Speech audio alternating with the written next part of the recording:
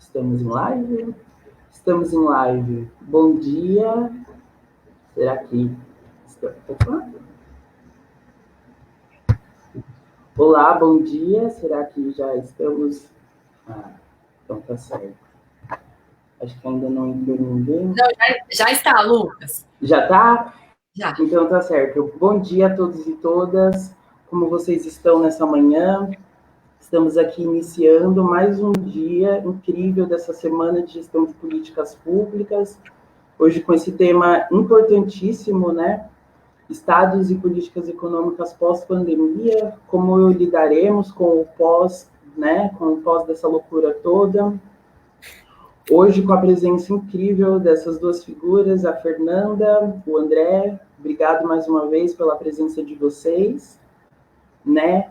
Então, eu vou passar só alguns recadinhos, né? Hoje é o nosso segundo dia, nós vamos até sexta com inúmeras palestras, tanto de manhã e à noite. Os mini-cursos, né, que já tiveram suas inscrições encerradas, mas vão estar rolando.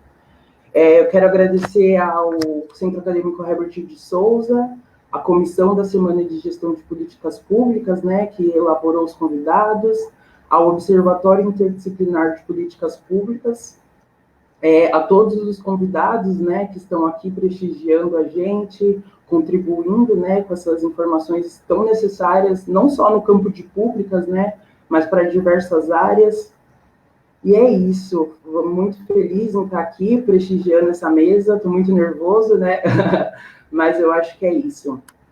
Então, hoje a gente vai estar contando com essa querida, a professora doutora Fernanda Graziella. Ela é economista pela USP, com seu mestrado em Economia e Indústria pela UFRJ, e doutora em Economia e Desenvolvimento também pela USP. Muito obrigada, Fernanda. Professora também da UFABC de Economia, então já está aqui integrada com a gente nessa interdisciplinaridade, né, que tanto conhecemos na EASH. Então, muito obrigada, Fernanda, é uma honra ter você aqui. Participou da mesa ontem também, né, sobre o Celso Furtado, então já é quase de casa.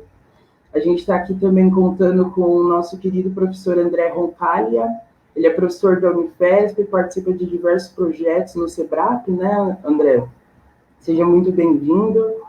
Então, é isso. Muito feliz de ter vocês aqui. Espero que seja uma palestra enriquecedora a todos e todas. E é isso. Sejam bem-vindos. Como a gente combinou, a Fernanda ia começar. Cada um vai ter 40 minutos de fala. Não se esqueçam de deixar suas perguntas aqui. Então, cada um com 40 minutos de fala, depois a gente segue para as perguntas, tá certo?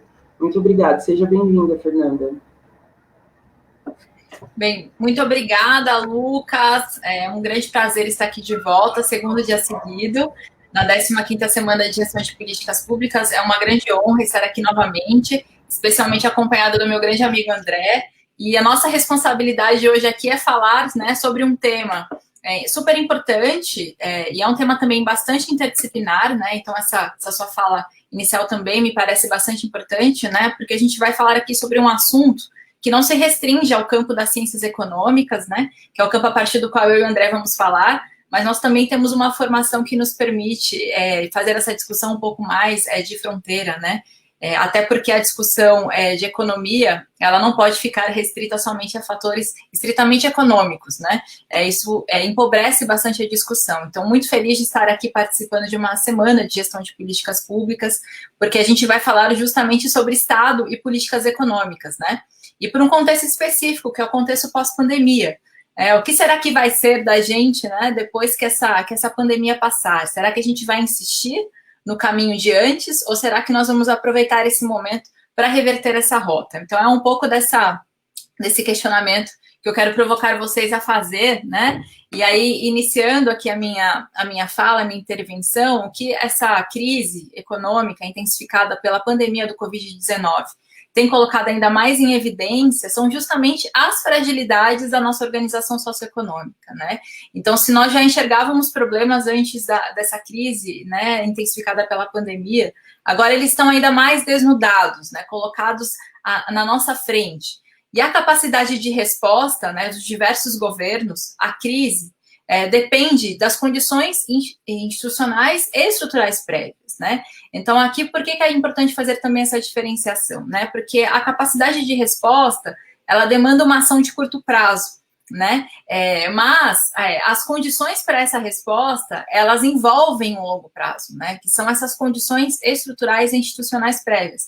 Então, quando uma crise acontece e você não tem a possibilidade de responder, é que possivelmente, né, a sua trajetória de construção institucional e também estrutural não está suficientemente adequada, né?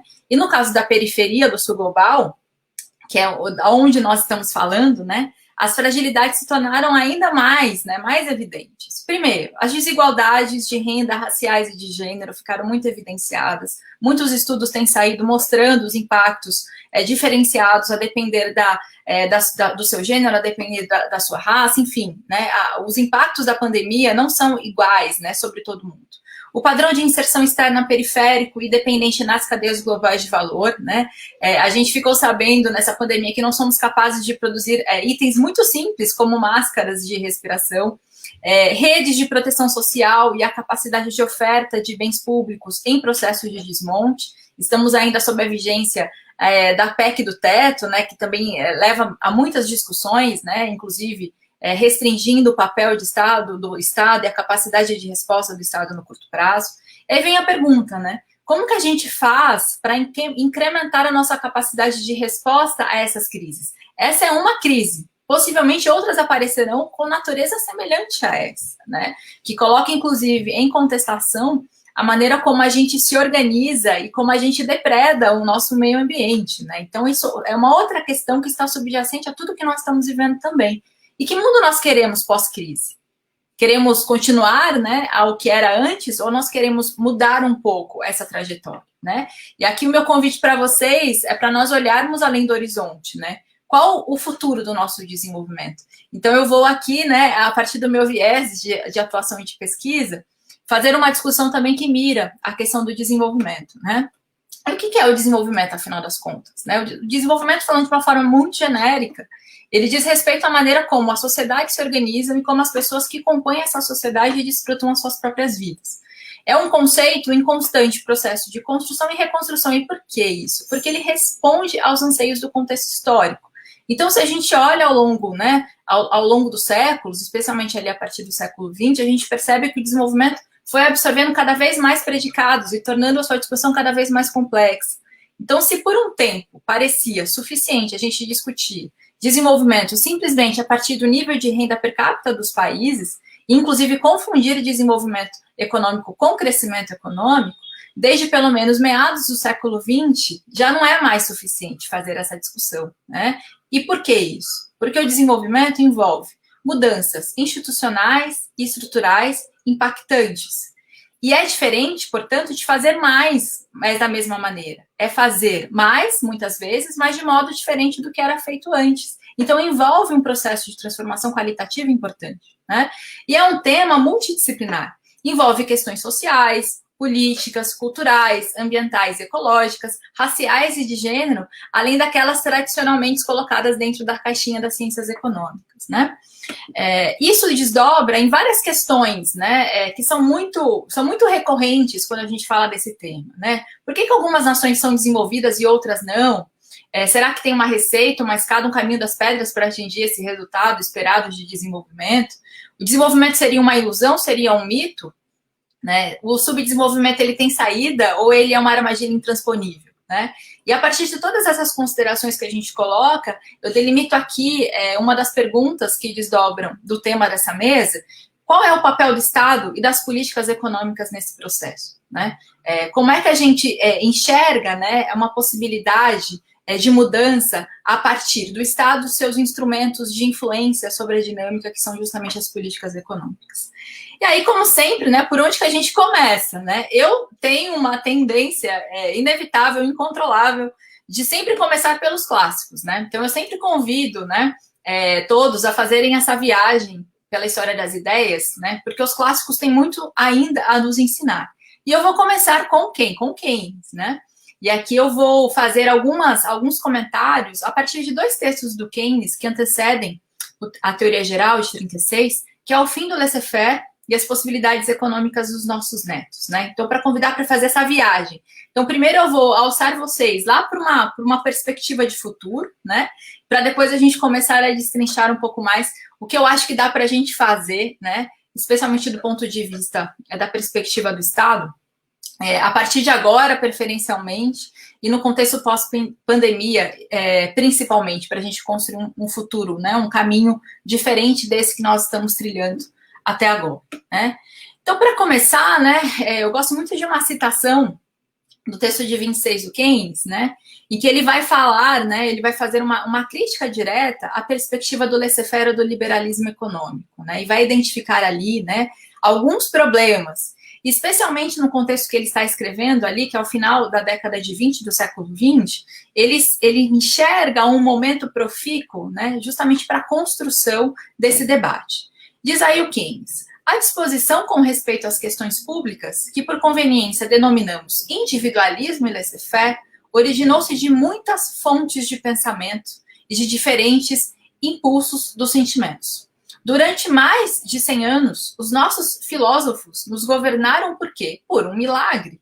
Quase todos concordavam ou pareciam concordar sobre essa questão. Ainda hoje não deixamos de dançar a mesma música, mas paira no ar uma transformação. Então, naquele momento, Keynes enxerga que, olha, agora é a hora, agora tem uma brecha para a gente fazer uma contestação com respeito a esses consensos. E a que consenso ele está se referindo? Ao consenso do laissez-faire, ao consenso do liberalismo econômico, a partir do qual deduzia-se que não era necessário fazer nenhum tipo de intervenção na dinâmica socioeconômica, porque se cada indivíduo buscasse os seus próprios interesses, o resultado geral seria o de bem-estar social. Então, qualquer interferência externa nessa dinâmica geraria ineficiências sociais, né? Portanto, qual era o papel do Estado nesse processo? Praticamente nenhum, né? Quanto menos Estado, melhor, porque se o Estado atuasse, né, de forma indevida nesse processo, na verdade, desviaria, né, o resultado do chamado bem-estar social, generalizado. Né?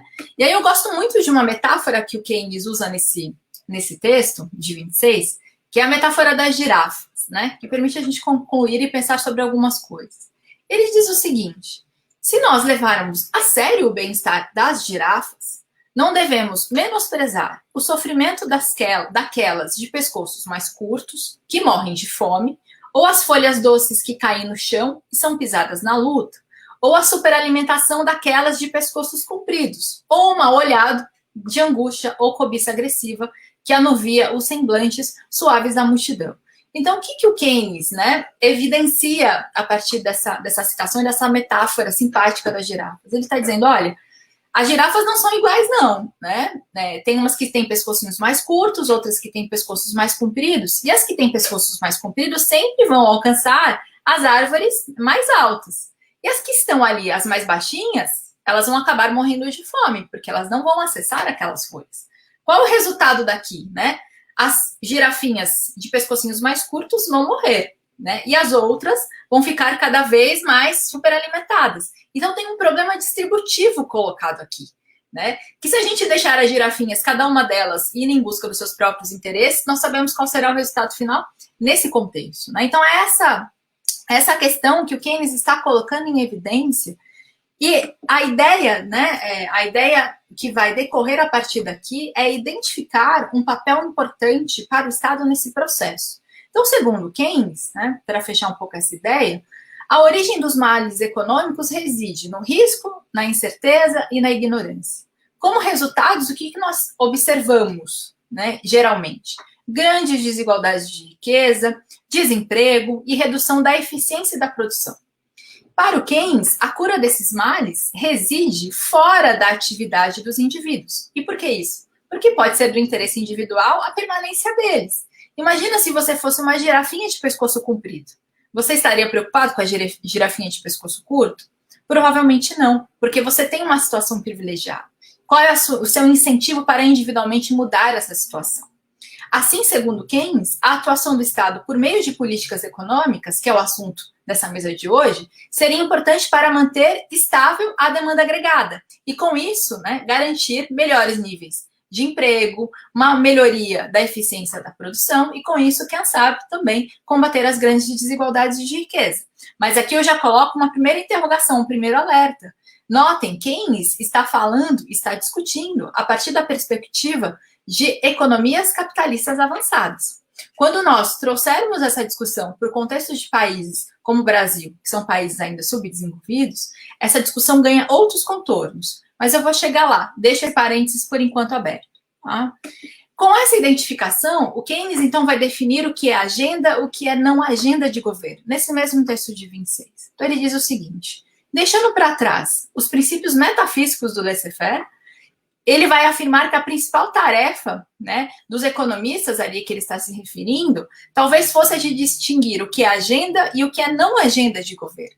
Né? E a tarefa complementar da política, a de imaginar formas de governo democráticas que sejam capazes de realizar a agenda de governo.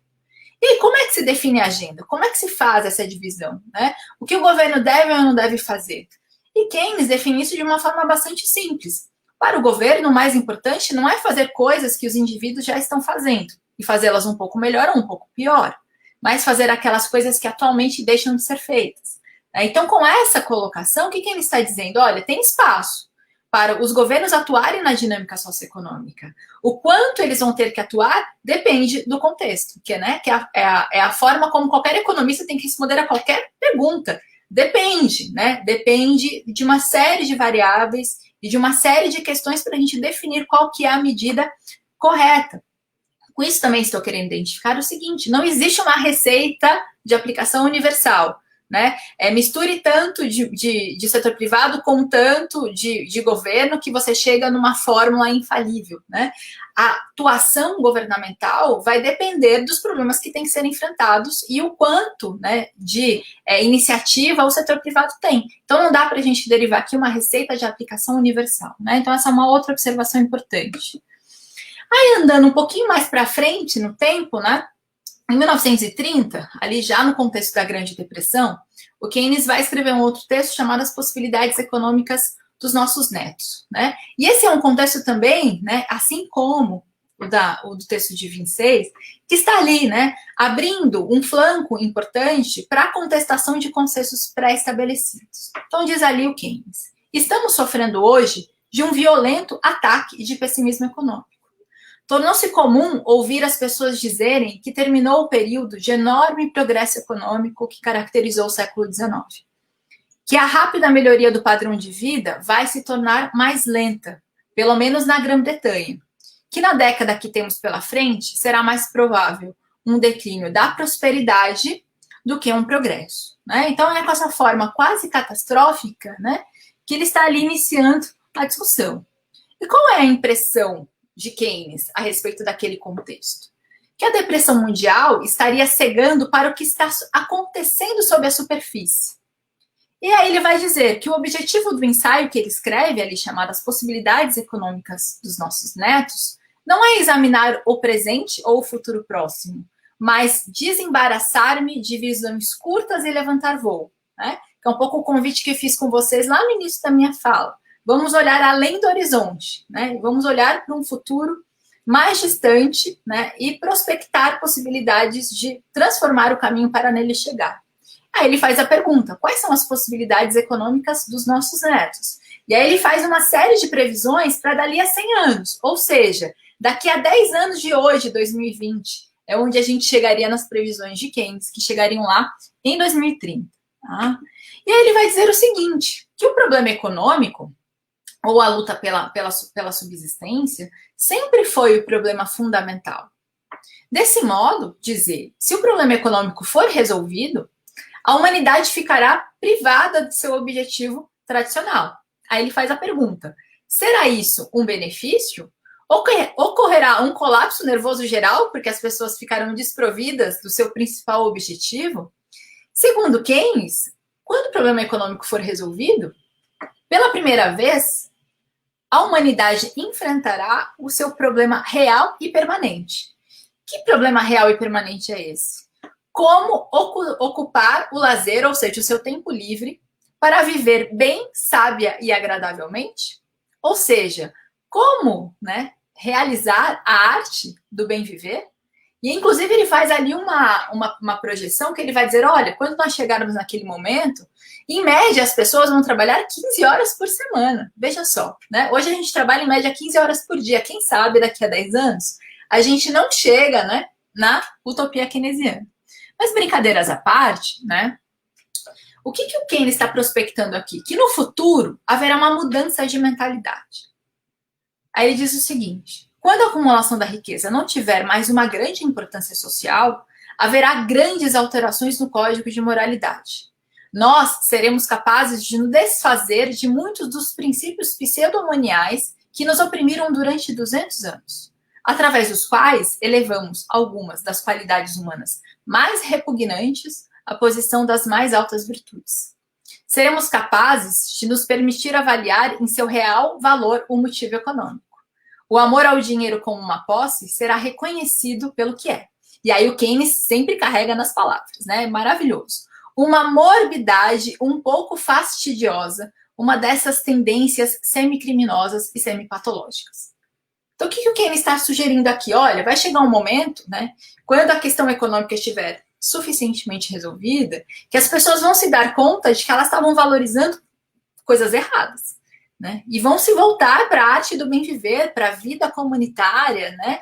Para a convivência com a sua família, para contemplar as artes, enfim, para, de fato, desfrutar as suas vidas. O trabalho será apenas uma parte da vida das pessoas e não a principal parte delas. Mais ou menos isso que ele está dizendo aqui. Tá, que bonita. A utopia keynesiana, eu gostaria de chegar nesse mundo do Keynes daqui a 10 anos, né? Aí eu coloco a pergunta, tá, mas aí o que a gente faz enquanto a gente não chega lá? Pois bem, diz o próprio Keynes, pelo menos por mais 100 anos, precisamos fingir para nós mesmos e para os outros que o justo é mal e que o mal é justo. Pois o mal é útil e o justo não. Ainda por algum tempo, os nossos deuses continuarão sendo a avareza, a usura e a precaução. E aí eu pergunto, o mundo de 2020 está próximo da utopia keynesiana? Será que daqui a 10 anos a gente vai conseguir chegar ali, daquela mudança de moralidade que o Keynes havia previsto? Se o mundo não está próximo dessa utopia keynesiana, e o sul global? Parece estar ainda mais longe dessa utopia, porque a gente não resolveu ainda problemas econômicos muito básicos, né? Então a gente está ainda um pouquinho ali mais para trás, né? Então, com esse quadro de quase desespero que eu desenhei aqui com vocês, né? Especialmente da perspectiva da periferia do sul global, agora eu vou fazer mais uma viagem no tempo e aí olhar, né, o que a história das ideias também nos traz de inspiração para pensar o contexto específico da periferia. E aí eu vou chegar, né, no meu objeto de pesquisa, que é o desenvolvimentismo clássico. O que os clássicos do desenvolvimento têm para nos inspirar para essa discussão, né? Estado e política econômica, e aí trazer essa discussão para o nosso contexto pós-pandemia, né? E aqui eu vou levar vocês para um outro contexto que também foi bastante profícuo do ponto de vista do debate de ideias. E por que eu estou insistindo muito nessa tecla? Porque me parece que nós estamos vivendo um momento, né, aprisionados em consensos que não interessam para o que a gente precisa resolver. Então nós precisamos também ficar atentos e atentas a isso. O contexto do pós-segunda guerra foi um outro momento, portanto, profícuo para o debate de ideias. Diz aí, por exemplo, o professor José Luiz Fiore, que ali teria chegado, né, uma quase geocultura do desenvolvimento, né? É como se tivesse chegado o momento da autodeterminação dos povos, né? Que todo mundo chegaria, se alçaria à condição de desenvolvimento em algum momento, né? E é nesse contexto justamente que se origina, né, o desenvolvimentismo clássico ali do pós-segunda guerra, que é um contexto, né, em que se apresenta uma rejeição às políticas do tipo laissez-faire, aquelas mesmas que Keynes havia criticado no seu texto O Fim do Laissez-faire. Abre-se espaço, portanto, para diversas teorias econômicas de cunho intervencionista, especialmente de viés keynesiano. No centro, ou seja, lá na ala norte do mundo, se consolidam bases para a construção do estado de bem-estar social. Já na periferia, que tinha problemas que antecediam aqueles dos países centrais, abre-se a possibilidade de um novo caminho, dado ali pela perspectiva desenvolvimentista, né? Então, é nesse contexto que ali se coloca, né, a necessidade de pensar políticas específicas para o enfrentamento dos problemas dos países do sul global, ou naquele contexto da periferia capitalista. E aí eu gosto muito de uma frase do Prebisch, de um texto dele de 64, em que ele diz o seguinte: a tarefa de corrigir um atraso econômico não pode ser comparada ao problema da recuperação econômica europeia, nem mesmo depois de uma guerra destrutiva. O que o Prebisch está dizendo aqui? Ora, né, a profundidade e a complexidade dos problemas enfrentados por aqueles contextos dos países subdesenvolvidos é muito mais difícil de lidar do que simplesmente uma recuperação. Porque há que se construir algo que ainda não foi construído. Então, os problemas são mais profundos, são estruturais. Isso exige, né, uma atuação. Pegando lá o gancho do Keynes, uma atuação estatal muito mais orgânica e importante do que simplesmente controlar o nível de demanda agregada. E aí, outro autor bastante importante, sobre o qual falamos ontem, e inevitavelmente eu trago hoje aqui também, que é o Celso Furtado. Porque o Celso Furtado vai deixar ali muito evidente. Ora, o subdesenvolvimento não é uma etapa que antecede o desenvolvimento. Existe para isso uma teorização própria, né? E é isso que esses autores estão se esforçando em fazer. E aqui destaco especialmente a perspectiva latino-americana, que é a que mais nos interessa, tá? Aí vem, né, dessa estratégia. Qual era o caminho, né, a partir dessa perspectiva? Desenvolvimentista no geral, né, e aqui quando eu falo desenvolvimentismo no geral, eu estou incluindo os autores da tradição anglo-saxã, o que eles estão dizendo? Ora, não tem outra forma para construir o caminho do desenvolvimento dessas nações inicialmente atrasadas que não seja a industrialização, ou seja, por meio da diversificação e complexificação da matriz produtiva dessas economias. O que se esperava a partir daí, né? Que essa diversificação da matriz e a sua complexificação também transformasse a maneira como essas economias participavam do jogo internacional, né? Ou seja, requalificar o seu padrão de inserção externa. Porque eles estavam justamente identificando no comércio internacional uma forma, né, de armadilha, de aprisionamento dessas nações na sua condição inicial de subdesenvolvimento, por conta da sua especialização produtiva em bens de baixo valor agregado. Então, a estratégia desenvolvimentista necessariamente passa pela necessidade de industrialização. Por outro lado, né, e em complemento a isso, para que a industrialização fosse possível nesses contextos inicialmente atrasados, o papel do Estado se coloca como fundamental para planejar, né, esse plano nacional de desenvolvimento e, muitas vezes, a depender do contexto da necessidade, atuar diretamente investindo nessas economias. Por exemplo, na infraestrutura básica. Em que lugar você vai conseguir, né, desenvolver uma indústria se você não tem uma infraestrutura básica ali colocada? E quem individualmente, como capitalista individual, vai querer, né, empatar tanto capital e infraestrutura básica? Então, são essas questões que os desenvolvimentistas estão colocando. O Estado tem um papel fundamental nesse processo, né? Seja para empurrar esse carro para fazer esse carro começar a andar, seja para eventualmente ainda dirigir esse carro por um tempo, tá? O quanto ele vai atuar, de novo, volto para sempre resposta de economista. Depende do contexto e depende dos problemas que se apresentam. Então, vai decorrer dessas sugestões de políticas, ideias, né, ou políticas econômicas que vão passar tanto pela proteção da indústria nascente, né, em alguns casos, e até pela substituição de importações, que vai ser a forma, né, o PSI, como a gente chama, vai ser uma forma, uma estratégia, né, levada a cabo pela América Latina, e o Brasil é um dos principais exemplos disso, né, pelo meados do século XX até a década de 80. Né? Então, o desenvolvimentismo envolve a industrialização como meio, e o intervencionismo estatal como estritamente necessário nesse processo. Aí vem a pergunta que os estruturalistas fazem, né? A industrialização daria conta de todos os problemas? Será que ela seria suficiente? Né? E aí vem a questão distributiva, né? Ou seja, como os estruturalistas nos ensinaram, a robustez dinâmica de um sistema está diretamente relacionada à sua capacidade de redistribuição. Ou seja, não bastava resolver o processo ou as formas de acumulação de excedente.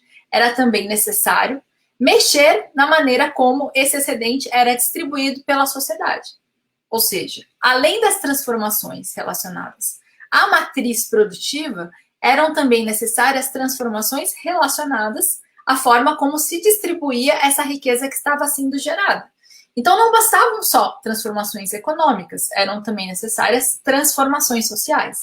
As duas combinadas levariam, possivelmente, a um resultado de desenvolvimento lá no futuro. Só que, além dessas questões sociais a que estou me referindo e colocando aqui mais cores, né, na questão distributiva, outras questões envolvem todo esse processo. E o Celso Furtado é um autor que traz essa riqueza em sua obra, que são questões políticas, questões ambientais e ecológicas e também questões culturais. Tudo isso imbricado, né? Tudo isso interligado. A perspectiva estruturalista, método histórico estrutural, nos convida a fazer, né, essa salada de variáveis que levam à conformação do que a gente vai depois, né, do que o Celso Furtado vai definir como armadilha histórica do subdesenvolvimento. Então, são muitas variáveis concorrendo ao mesmo tempo. Será que se a gente apontar somente para uma delas, a gente vai dar conta desse problema? Aqui evidenciei que é a questão distributiva, mas tem tantas outras que estão imbricando e tornando a discussão do desenvolvimento cada vez mais difícil, né, e cada vez mais complexa ao longo do século XX e do século XXI.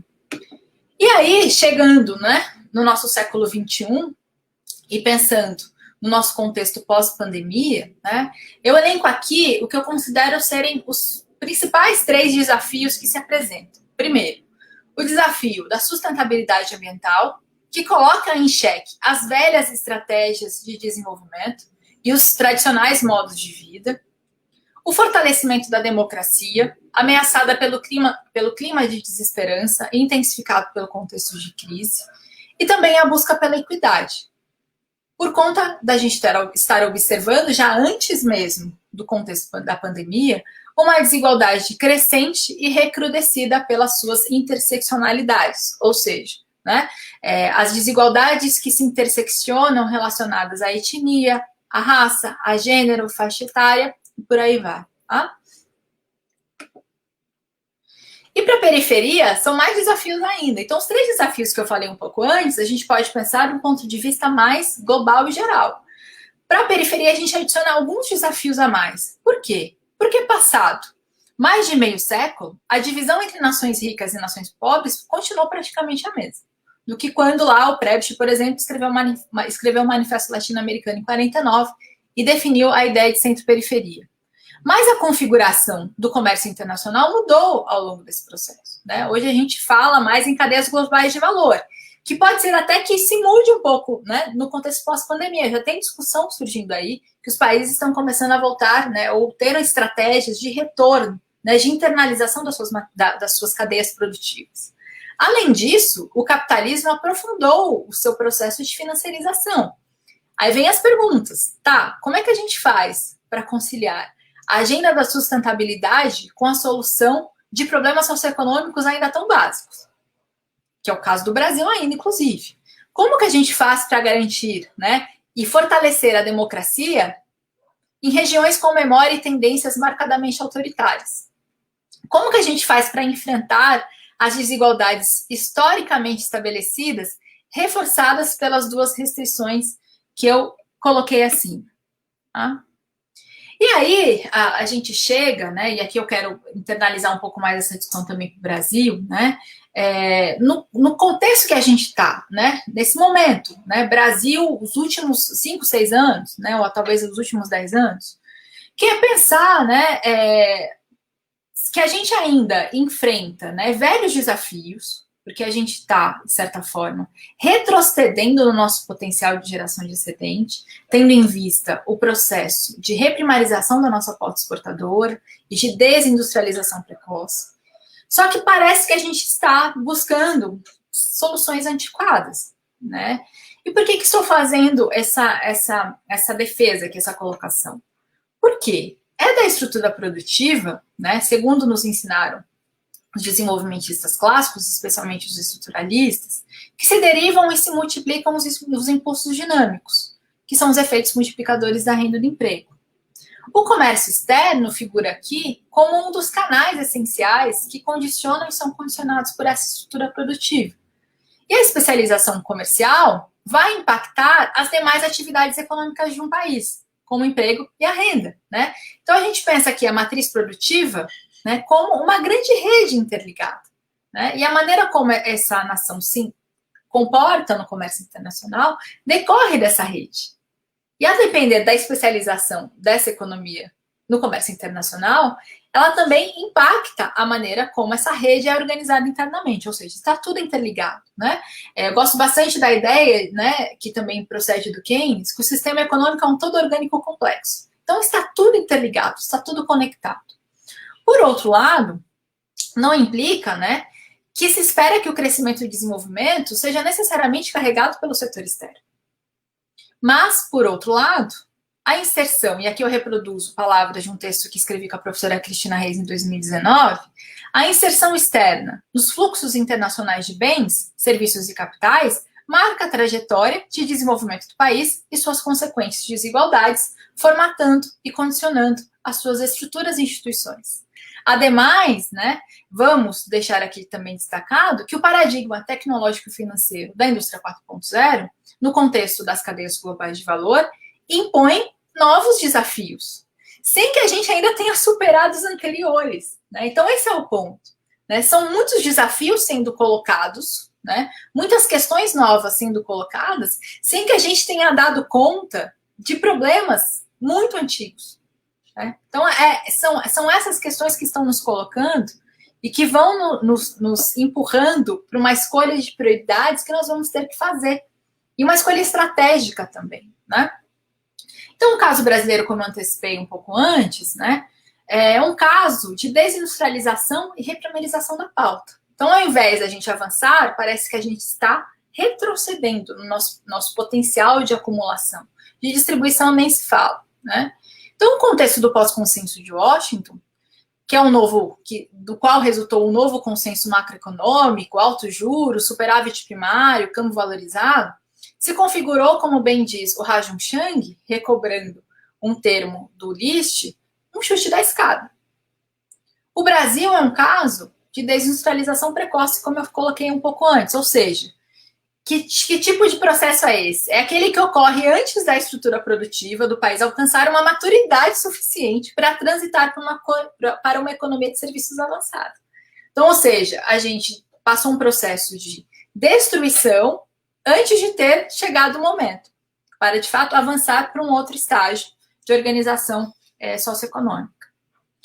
Segundo dados, por exemplo, do professor Paulo Morceiro, a participação da indústria no PIB em 2018 foi a mais baixa nos últimos 60 anos.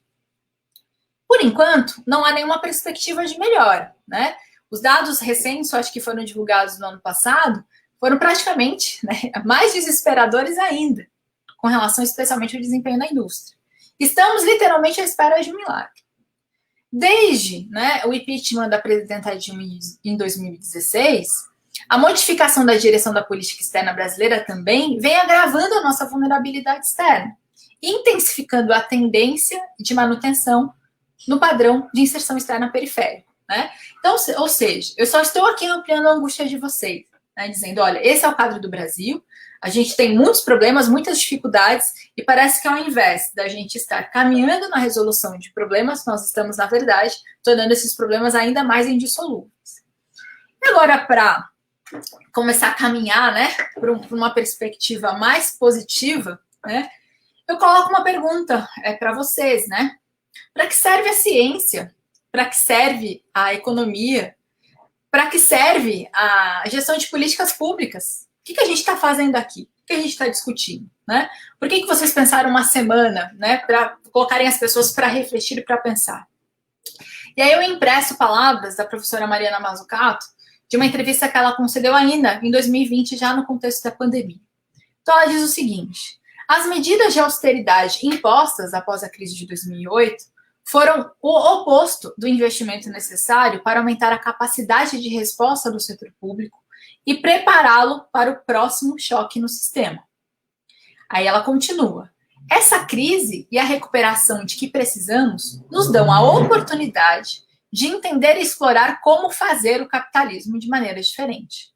Isso requer repensar para que os governos servem, em vez de simplesmente consertar as falhas de mercado quando elas surgirem, eles devem avançar para moldar e criar ativamente mercados para enfrentar os desafios mais prementes da nossa sociedade.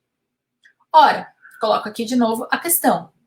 Precisamos de uma agenda de desenvolvimento. Então não adianta, de novo, a gente ficar se debatendo em políticas de curtíssimo prazo ou de curto prazo. A gente tem que mirar o futuro, a gente tem que mirar o longo prazo. Se a gente não passar a mirar o longo prazo, a gente vai ficar se debatendo sempre presos, né, a essa condição, né, de problemas de curto prazo, que muitas vezes a resolução deles tem nos levado a limar as nossas possibilidades de construir um longo prazo diferente. E o André vai destrinchar isso um pouco melhor, tá? Vou deixar esse papel mais para o André.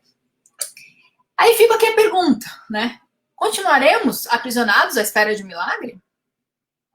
E aí eu trago aqui também novamente Celso Furtado. Quando o consenso se impõe a uma sociedade, é porque ela atravessa uma era pouco criativa. E não romper com consensos significa, para nós, periferia subdesenvolvida, nos mantermos presos a essa armadilha de subdesenvolvimento. E aí o convite que faço, sejamos ousados, ousemos das nossas discussões, das nossas reflexões e nas agendas de desenvolvimento e nas políticas econômicas que viabilizarão a implementação dessa agenda. Estou chegando já para o final da minha fala, eu tenho mais um minuto, né, Lucas? Eu vou precisar de mais 2. Estados e políticas econômicas pós... Se quiser, pode falar mais, está lindo. Mais 2, estou acabando já.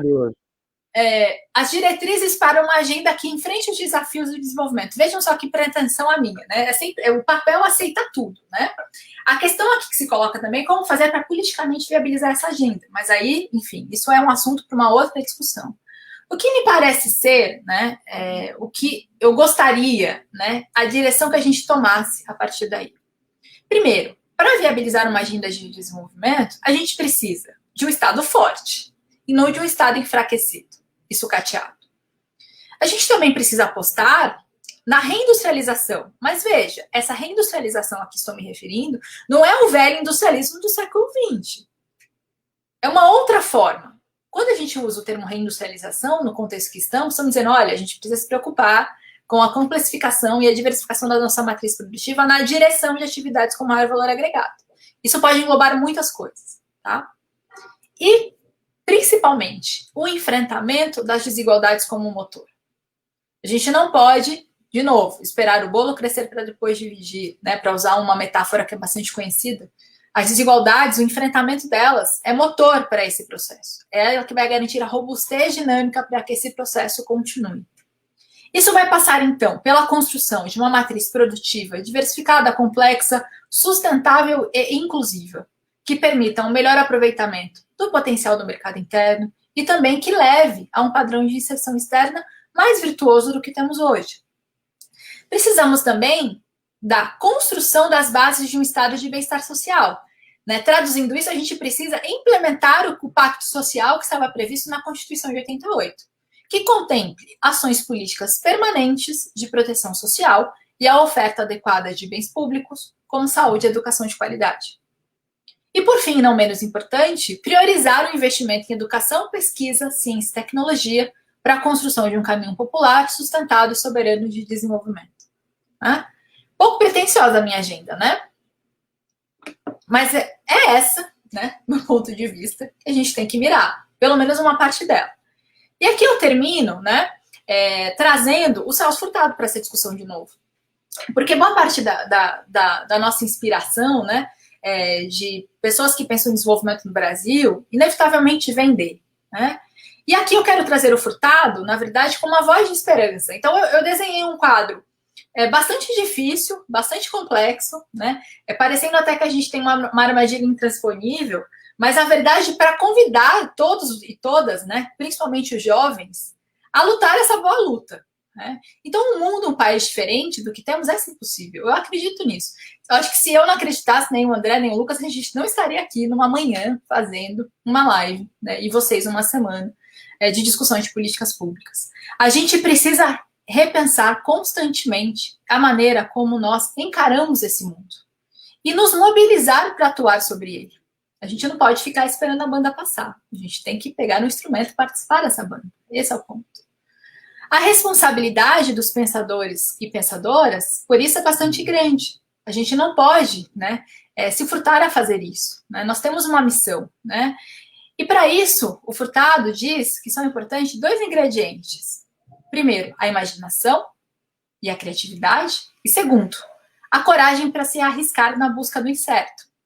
O que ele está querendo dizer com isso? Cuidado com os consensos de pensamento. Cuidado com os consensos de política.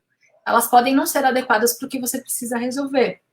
E o que queremos, né? Eu, por exemplo, eu quero realizar a utopia keynesiana. Eu também quero realizar o sonho frutadiano, que é uma sociedade justa e um país verdadeiramente desenvolvido. E como que a gente imagina esse país, esse sonho frutadiano? As pessoas donas de seus próprios destinos, não porque elas são livres para correrem atrás de seus próprios interesses, mas porque as condições socioeconômicas permitem que elas assim o façam. E para a gente construir essas condições socioeconômicas, isso não vai ser de forma mágica, espontânea. A gente precisa trabalhar conjuntamente, coletivamente, para construir esse novo ambiente. E aqui fecho com uma citação de Furtado, como não poderia deixar de ser, né? É a partir do conceito de desenvolvimento que se pode afirmar que o homem e a mulher, adiciona aqui, é um elemento de transformação, agindo tanto sobre o contexto social e ecológico como sobre si mesmo. Somente uma sociedade aberta, democrática e pluralista é apta para um verdadeiro desenvolvimento social. Né? Então, aqui eu encerro, passo a palavra para o meu amigo André, que agora sim vai resolver os problemas. Eu só desenhei o problema e indiquei grandes diretrizes, né? E agora o André resolve. É isso, gente. Obrigada, Lucas. Ótima fala, Fernanda. Vários pensamentos, né? Várias ideias. Acho que dá para a gente nutrir bastante coisa, se não tudo, né? Devagarinho e sempre, com todos esses autores, essas ideias. Então, agora eu passo a palavra para o nosso querido André Roncalha. Seja bem-vindo, André. Muito obrigado, Lucas. Sempre um deleite, né, escutar a Fernanda. Ela que recentemente também se tornou youtuber, né? Mas eu maratono direto o canal dela, porque escutá-la realmente é quase uma meditação. Então foi aqui uma meditação de alguns minutos, e eu vendo aqui a reação, né, das pessoas no chat, acho que dá um pouco a tônica. Aí eu queria só singularizar aqui, eu acho que o nome dela é Teresia Louise, eu não sei se é assim que fala. Ela disse que essa é uma live avec love, e eu acho que é isso mesmo, né? E eu acho que quem vocês escolheram, né, para ser o patrono desse centro acadêmico, eu fui, né, olhar e já me emocionei, né, ao ver a foto do Betinho, e eu acho que eu vou me recompor aqui, porque o legado dele é muito forte, né? E nessa situação em que a gente está vivendo novamente uma pandemia, e ele lidou, né, com uma epidemia que tinha todas as vestimentas do preconceito, todas as vestimentas de uma mudança que aquela doença estava chamando, né, uma mudança cultural, uma mudança de comportamento, e você vê como é duro fazer o bem, né? Ele não estava promovendo mal, ele não estava, né, causando nada, tudo que ele estava fazendo era desinjeçando partes do nosso cérebro, né? Esse é o grande legado do Betinho. E sofreu muito por isso. Então, a escolha desse tema, eu acho que tem tudo a ver com uma série de dimensões que a Fernanda acho que tratou muito bem, e eu certamente não vou tentar equiparar em termos de brilhantismo e qualidade, vou ao contrário promover algo mais Raul Seixas, assim, eu vou confundir, né, mais vocês para ver se eu esclareço por meio da confusão. E eu começaria, diferentemente da Fernanda que terminou com ele, eu vou começar com o Celso Furtado. E para mim, que já escrevi muito com a Fernanda, espero escrever muito ainda com ela, a minha citação favorita dele é a definição de desenvolvimento, em que ele leva a definição para o nível microeconômico. Né? Nos raros momentos em que o Celso Furtado, né, optou por ser microeconômico, ele o fez com brilhantismo, que talvez até a gente se indague, né, Fernanda, por que ele não fez mais? Né? E ele disse que o desenvolvimento é quando a sociedade em que o indivíduo vive lhe permite enriquecer o universo que o gerou. E eu convidaria quem está nos assistindo a refletir por um pouquinho, guarde essa frase, porque ela é muito importante. Desenvolvimento é quando a pessoa, o indivíduo, consegue enriquecer o universo que o gerou. Ou seja, ele não é um agente reflexo, ele não é um agente subordinado, ele é um agente que produz algo. E ele produz riqueza em diferentes dimensões. Sejam elas individuais, existenciais, materiais, espirituais, a depender da sua definição de espírito, e você, então, permite que essa pessoa torne o ambiente, torne aquilo que a circunda muito melhor. E aí, novamente, olhando para o Betinho, eu fiquei pensando, né, quão longe a gente está disso? A gente está, de novo, num cenário epidêmico, em que a gente está discutindo se a gente deve se vacinar ou não, se isso fere liberdades ou não. Se eu tenho que olhar para o lado porque tem um agente infeccioso que desrespeita os limites da minha propriedade privada, ou a vertente século XXI da propriedade privada, que é o espaço pessoal. Né, que o libertarianismo veio, se apropriou e falou assim, a partir de agora este é o centro do universo, é o seu umbigo. O seu umbigo tem que ditar como o mundo anda. Né? E o que o vírus veio fazer com a gente? Veio dizer, de novo, o pêndulo foi para o extremo, está na hora da gente voltar a pensar no coletivo. Porque o vírus, ele provoca essa reflexão. O vírus está entre nós, é a definição grega de interesse, né? Interesse, é o que está entre nós. E isso confronta diretamente a nossa ideia de espaço pessoal, né? A nossa ideia de individualidade. Então, agora nessa minha nova fase, como disse uma vez um aluno meu, não sou mais professor, eu sou classroom influencer, né? Então agora eu sou influenciador de sala de aula. Eu venho falando nas diferentes lives que eu venho fazendo, que a gente perdeu essa batalha. A gente que pensa no coletivo, a gente que pensa de maneira progressista, a gente perdeu essa batalha porque a gente não fez o que a gente está fazendo aqui agora. A gente não mobilizou afetos. A gente não atraiu as pessoas para entender que se a gente deixar o espírito cívico morrer, quando a crise vier, a gente não sabe o que fazer. E a gente, inclusive, elegeu uma pessoa que é tão desprovida de espírito cívico que, mesmo em face da morte, ela não consegue se sensibilizar com as mais de 1 milhão de pessoas que já perderam as suas vidas, com suas mais de 1 milhão de famílias que não podem enriquecer da mesma maneira o universo que as gerou. Porque agora elas não têm, né, toda a riqueza familiar que elas tinham. E só aqui no Brasil, né, a gente já está chegando, se já não chegou, eu confesso que eu comecei a espaçar mais o acompanhamento do número de mortes, até por uma questão de saúde mental, mas a gente já está passando aí 150 mil mortes. Né? E aí eu sei que parece meio depresse nisso, tá, pessoal, mas vai melhorar. Então, numa situação como essa, em que a gente pensa, o que vai ser daqui a pouco? Eu não quero aqui, acho que a Fernanda já fez um brilhante trabalho de organizar as ideias, eu vou mais provocar os afetos de vocês do que em si o intelecto, tá? Eu vou dar alguma base só para fazer valer a pena o trabalho que o Lucas teve de me trazer aqui, então eu vou dar alguma mensagem, uns 3 ou 4 pontos aí para vocês pensarem, mas o que eu quero mesmo é que vocês saiam daqui sentindo. Tá? Eu quero que vocês sintam isso, porque se vocês sentirem isso, vocês vão conseguir mobilizar mais gente. E é por isso que eu e a Fernanda, a gente veio para as redes sociais, porque a gente viu que lá no Castelo de Marfim, a gente estava falando para muito pouca gente.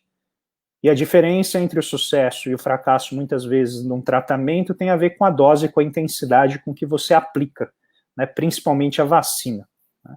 E o que a gente precisa agora é de uma vacinação contra o individualismo desabrido, o individualismo que seja ilimitado. Uma dose é boa, mas, né, a gente precisa moderar esse individualismo com o espírito cívico, que depois de 40 anos, né, dessa ladainha que o mercado resolve tudo, a gente aprendeu a dizer até que, né, quando eu não tenho mais namorado, eu volto para o mercado. Né? Então, a gente usa a ideia de mercado nas coisas mais absurdas que a gente pode imaginar, achando que ele resolve um monte de coisa. E aí, como a Fernanda colocou muito bem, ninguém nunca acreditou que o mercado resolve tudo, até porque sem Estado não tem nem mercado, né? Se o mercado depende da propriedade privada, eu preciso ter um Estado que garante a propriedade privada. Se a gente voltar lá nos juristas iluministas, a gente vai ver figuras como o John Locke, como o próprio Thomas Hobbes, dizendo que o direito serve para garantir a propriedade privada, e não tem nenhum problema nisso, tá? Essa é a história da nossa humanidade.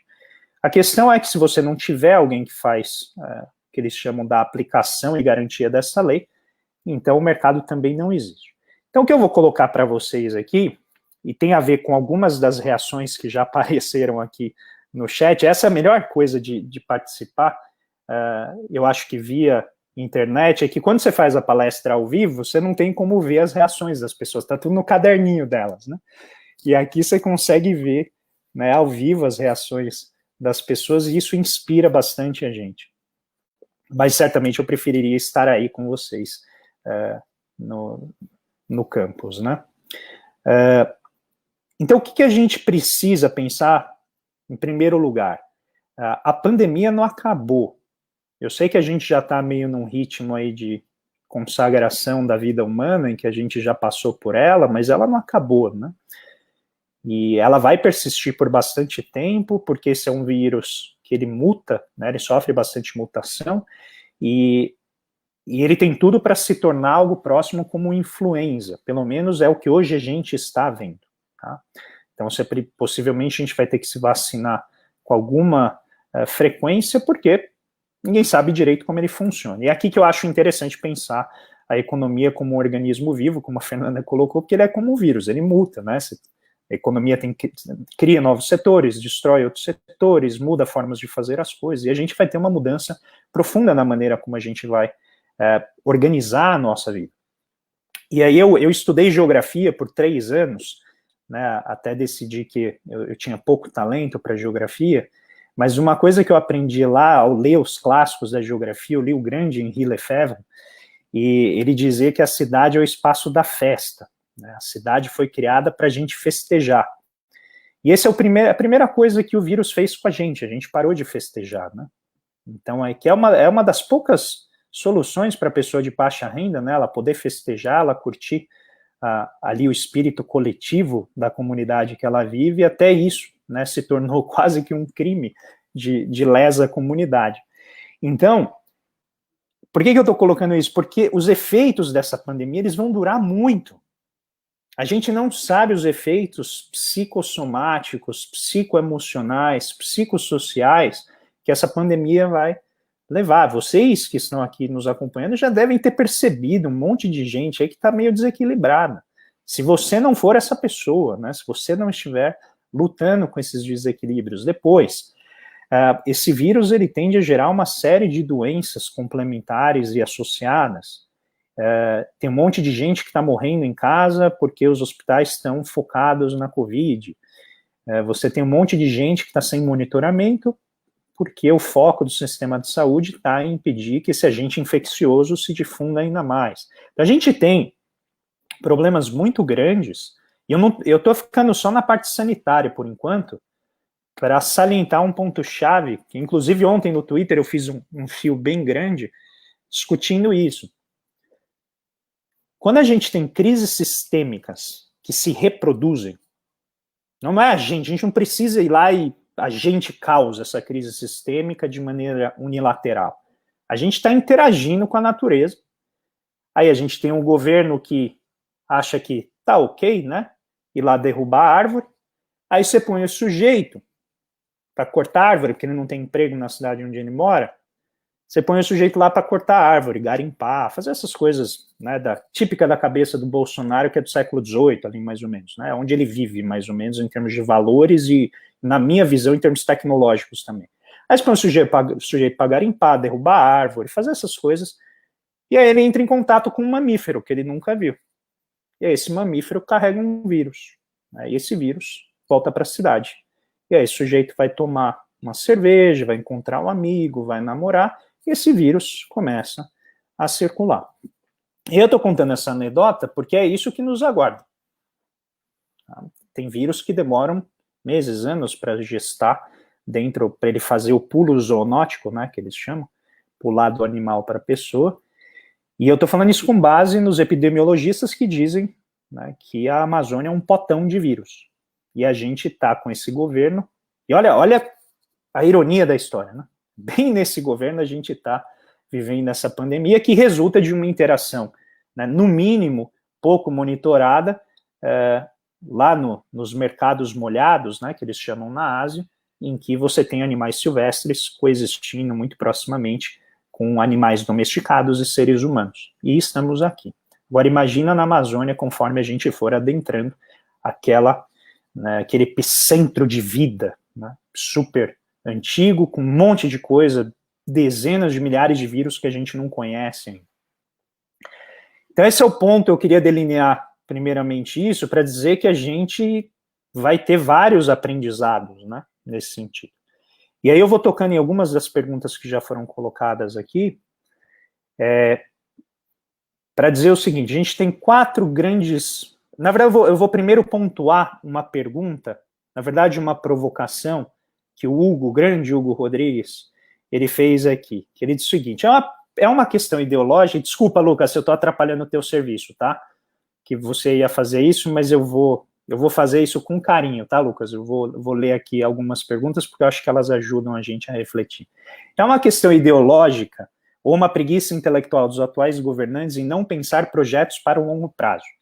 Então, eu recentemente escrevi sobre isso para dizer o seguinte, pode ser os dois, mas tem algo muito importante que é a diferença entre rentabilidade e produtividade. E nisso a gente pode trazer o Keynes, né, outro grande pensador que eu tenho estudado bastante, que é o Hyman Minsky, que é aquele que conseguiu formular um modelo para as crises financeiras. E o Keynes dizia que a gente tem que pontuar muito bem a diferença entre produtividade e rentabilidade, porque rentabilidade é aquilo que o mercado quer, que em geral é rápido, é o que a gente chama o ciclo operacional ali da produção. Você foi lá, montou a empresa, chamou as pessoas, comprou as máquinas, comprou os insumos, pôs o pessoal para trabalhar, montou a mercadoria, vendeu, entrou o dinheiro. Ciclo operacional. Fechou o ciclo operacional. Naquele ano tem que dar resultado positivo, no espaço de 2, 3 anos, a depender de quantos bancos estão querendo te emprestar dinheiro até você ganhar finalmente o que você está prometendo que você vai ganhar. Essa é a rentabilidade. Se não fecha a conta, se você ganha menos do que você gasta, você fecha a empresa. Essa é a rentabilidade. Agora, tem coisas que não são rentáveis no curto prazo, mas podem ser rentáveis no longo prazo. E aí é o que a Fernanda falou, é a coisa chata, né? Fazer hidrelétrica, dar saneamento para pobre, né? Fazer capear a rodovia, você dar encanamento, água tratada, isso tudo é coisa que não dá muito dinheiro.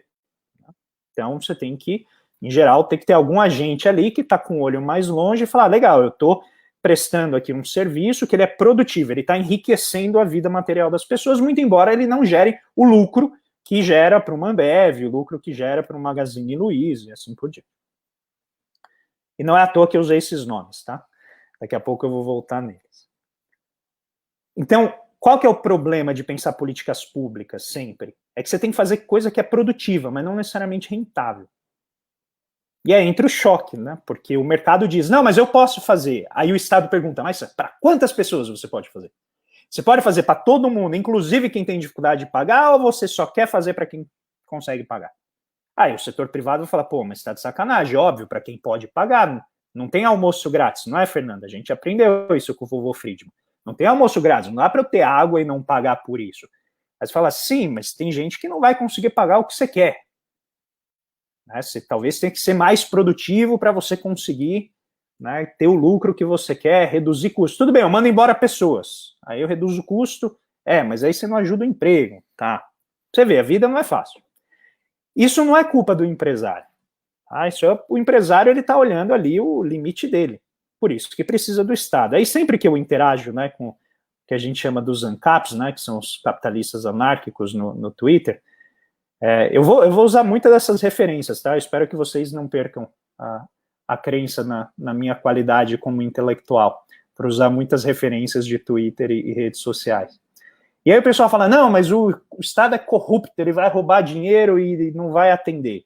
Mentira, né? Corrupto é Estado, é empresa, todo mundo que tem ser humano envolvido na organização está sujeito a ter corrupção. O problema é que a gente só olha para a corrupção do Estado, né? A gente não costuma olhar para a corrupção das empresas. O John Kenneth Galbraith tem um livro maravilhoso que chama A Economia dos Pequenos Pecados. Não, A Economia das Grandes Fraudes, se eu não me engano. Depois eu coloco aqui no chat para vocês. Mas é algo assim, tá? E ele vai falar dos pecadilhos, né? Entre aspas, de bilhões de dólares das empresas privadas. E aí, por que tem isso? Por que essa visão? Porque existe uma compreensão de que eu cuido do meu e você cuida do seu. E aí o Estado atrapalha. Se eu tenho dinheiro para ter algo encanada, eu pago por isso, não preciso ficar bancando uma empresa estatal que vai fazer com que a água que mora do lado aqui do condomínio, chega rapidinho para mim, possa também ser distribuída para uma pessoa que mora na periferia daquele município, e ela vai pagar mais ou menos a mesma coisa que eu pago, porque eu estou pagando por ela para que ela possa ter água ali, que é o que a gente chama de subsídio cruzado. Tá? Então esse é o primeiro ponto que eu queria trazer aqui. Por que isso é difícil? Né? Sempre a gente está falando de Estado e políticas públicas, porque existe essa mentalidade da rentabilidade. O setor privado impõe sobre o Estado critérios de validação que servem para o setor privado e não para o Estado, que é essa visão curto-prazista de você ter retorno. E não há nada menos curto-prazista do que investimento em educação. Educação é um investimento que você faz longamente, e por isso que é quase que uma necessidade moral das sociedades investirem nisso nas pessoas, para que você tenha cidadãos que sejam não apenas produtivos do ponto de vista da economia, mas produtivos também do ponto de vista da defesa dos valores universais que regem as democracias. Então, muito mais do que mera, né, questão de reputação profissional, de capacidades profissionais. E aí eu convido vocês a lerem, se ainda não leram Desenvolvimento como Liberdade, do Amartya Sen, né, porque ali ele vai pegar esse conceito de capacitação e vai explodir em múltiplas dimensões, né, que a gente conhece. Eu e a Fernanda, a gente gosta muito de fazer a relação disso com a ideia do Furtado de desenvolvimento, né, a capacidade do indivíduo de viver todas essas dimensões culturais, emocionais, psicofísicas, psicoemocionais, coletivas, comunitárias. Então, se a sociedade não te oferece essa capacidade, você não está numa sociedade desenvolvida. Bom, e aí com isso já fica nítido, né, onde eu quero chegar. Então, eu queria primeiro deixar esses pontos. Como eu falei para vocês, não é uma apresentação bonitinha, organizada que nem a da Fernanda, tá? Eu não me desculpo por isso, porque eu acho que às vezes a gente precisa um pouquinho de caos na vida, para que a gente encontre a ordem, e também a busca de ordem nem sempre é muito boa, tá? E o neoliberalismo, né? O neoliberalismo adora a ordem, e eles geraram uma certa paz de cemitério, né? E aí a gente tem uma situação terrível, que é uma situação em que você tem um monte de gente pronta para trabalhar e não encontra trabalho. É isso que o Keynes chamava de irracionalidade dos resultados coletivos de decisões individualmente motivadas. Então, a empresa, ela está buscando o quê? O lucro. E ela pode atingir o lucro com 100 funcionários ou com 20 funcionários. Qual que vocês acham que ela vai querer fazer? Com 20, evidentemente, porque o custo é menor. Se o custo é menor, eu ganho mais. Então, eu falo, Murilo, pode deixar, se eu lembrar, tá? Lembra aí pelo menos os autores, mais ou menos, porque eu tenho o alemão aqui, o Alzheimer, ele fica do meu lado aqui. Eu falo o nome, ele bate no meu ombro, eu esqueço. Então é o Amartya Sen, Desenvolvimento como Liberdade. E depois o John Kenneth Galbraith, que é a Economia das Grandes Fraudes, alguma coisa assim. Desenvolvimento como Liberdade, Bárbara. Bom, então, eu quero deixar para vocês, a partir desses dois grandes elementos, a ideia de que a gente deve oferecer para as pessoas as condições para que elas possam enriquecer o ambiente à sua volta. E a gente só vai fazer isso por meio de coalizões políticas que coloquem no Estado pessoas que defendem esses valores. Lembre-se, 15, 20 anos atrás, um velhinho sentou na frente do computador e começou a xingar as pessoas. Hoje, ele está nos ouvidos do presidente. Ele mobilizou afetos do nada, veio a tempestade perfeita, ele fez esse efeito, ele mobilizou afetos. E todo mundo que já conversou com pessoas que defendem esse governo sabe que os afetos são muito importantes. E a gente tem que mobilizar esses afetos, porque é o afeto que nos leva ao longo prazo. Então eu vou colocar 4 grandes eixos em que eu acho que a gente deve organizar o que a gente entende por uma agenda pós-pandemia. Primeiro delas é a dinâmica urbana e a hiperglobalização, que a Fernanda já tocou aqui de maneira mais articulada. Então, a questão do trabalho remoto, né? É muito bom fazer trabalho remoto na Noruega, em Luxemburgo, mas aqui no Brasil, no Peru, na Bolívia, não tanto. Por quê? Porque ele é focado em pessoas que têm maior nível de escolaridade, pessoas de mais baixa renda, trabalhos precarizados, geralmente envolvem se expor, né, ao vírus num contexto de pandemia. Depois, a robotização. E essa robotização é o que eu venho falando, que é a elite econômica, você pode chamar de oligarquia, classes dominantes, o que você quiser. Esse pessoal não entendeu que eles vão ser vítimas disso, porque as elites na periferia, elas não estão em melhor posição do que a classe média no centro. E todo mundo que está acompanhando Donald Trump sabe que isso é basicamente o esvaziamento da classe média nos Estados Unidos. Então, classe média americana que perseguia o sonho americano, hoje tem Donald Trump defendendo seus interesses, né? E vamos ver se ele consegue se manter no poder. E a robotização vai pegar esse pessoal, todo mundo, inclusive a nossa elite. Tá? Aí a gente pode, depois nas perguntas, tocar um pouquinho o que tem a ver toda essa discussão de taxa de juros, moeda, que tem tudo a ver com isso aqui que eu estou falando. Reorganização da prestação de serviços presenciais, né? Então, como que a gente vai trabalhar restaurante, shopping center, esses lugares que formam a fina flor da sociabilidade paulistana, por exemplo, né? Então, os parques estão fechados, mas, né, os shopping centers estão abertos, né, que são lugares muito mais férteis para a difusão do vírus. Depois, a funcionalidade das cadeias de valor, cadeias globais de valor. Então, a gente tem aqui a importância dos insumos hospitalares, que a gente importa mais ou menos 70%, gente. E houve uma especialização na produção desses insumos nas localidades. Então, eu sempre trago o exemplo do swab, que é aquele grande cotonete, né, que você tira a amostra para fazer o teste, ele estava todo concentrado, eu tenho quase certeza que era assim, tipo, 100%, no norte da Itália, na Lombardia, que é exatamente onde foi o epicentro da Covid na Itália. Então, paralisou a produção desse insumo, não tinha como fazer teste, porque não tinha o swab, esse grande cotonete. Então, a produção de respiradores mecânicos estava quase integralmente na China, que levou àquela concorrência meio predatória dos Estados Unidos. Por quê? Porque eu imprimo dólar. Então, eu imprimo a moeda que todo mundo quer, ele ia lá e roubava os respiradores, né, por meio de leilão de todas as outras países que já tinham feito, inclusive lances, já tinham até estabelecido, e aí no capitalismo, como quem leva mais é aquele que paga mais, os Estados Unidos acabou levando um monte de respiradores que estavam indo, se não me engano, tinha para o Piauí, tinha para o Maranhão, e esses estados não receberam. Depois, a nacionalização das matérias-primas e componentes, que a Fernanda já colocou. Eu acho que esse é um eixo importante de mudança que vale muito a pena focar, quem gostar dessa área, estudar a fundo, tentar compreender melhor como que funciona e montar um balcão ali de resistência para proteger a produção desses bens. Por quê? Porque as crises sistêmicas, elas tendem a ganhar não apenas frequência, como talvez vulto. Tá? É bem possível, se a gente for seguir um pouco aí, não vou chamar de previsão, mas as expectativas do pessoal que estuda a relação do ser humano com o meio ambiente e a produção de doenças, a gente tem aí mais desafios pela frente.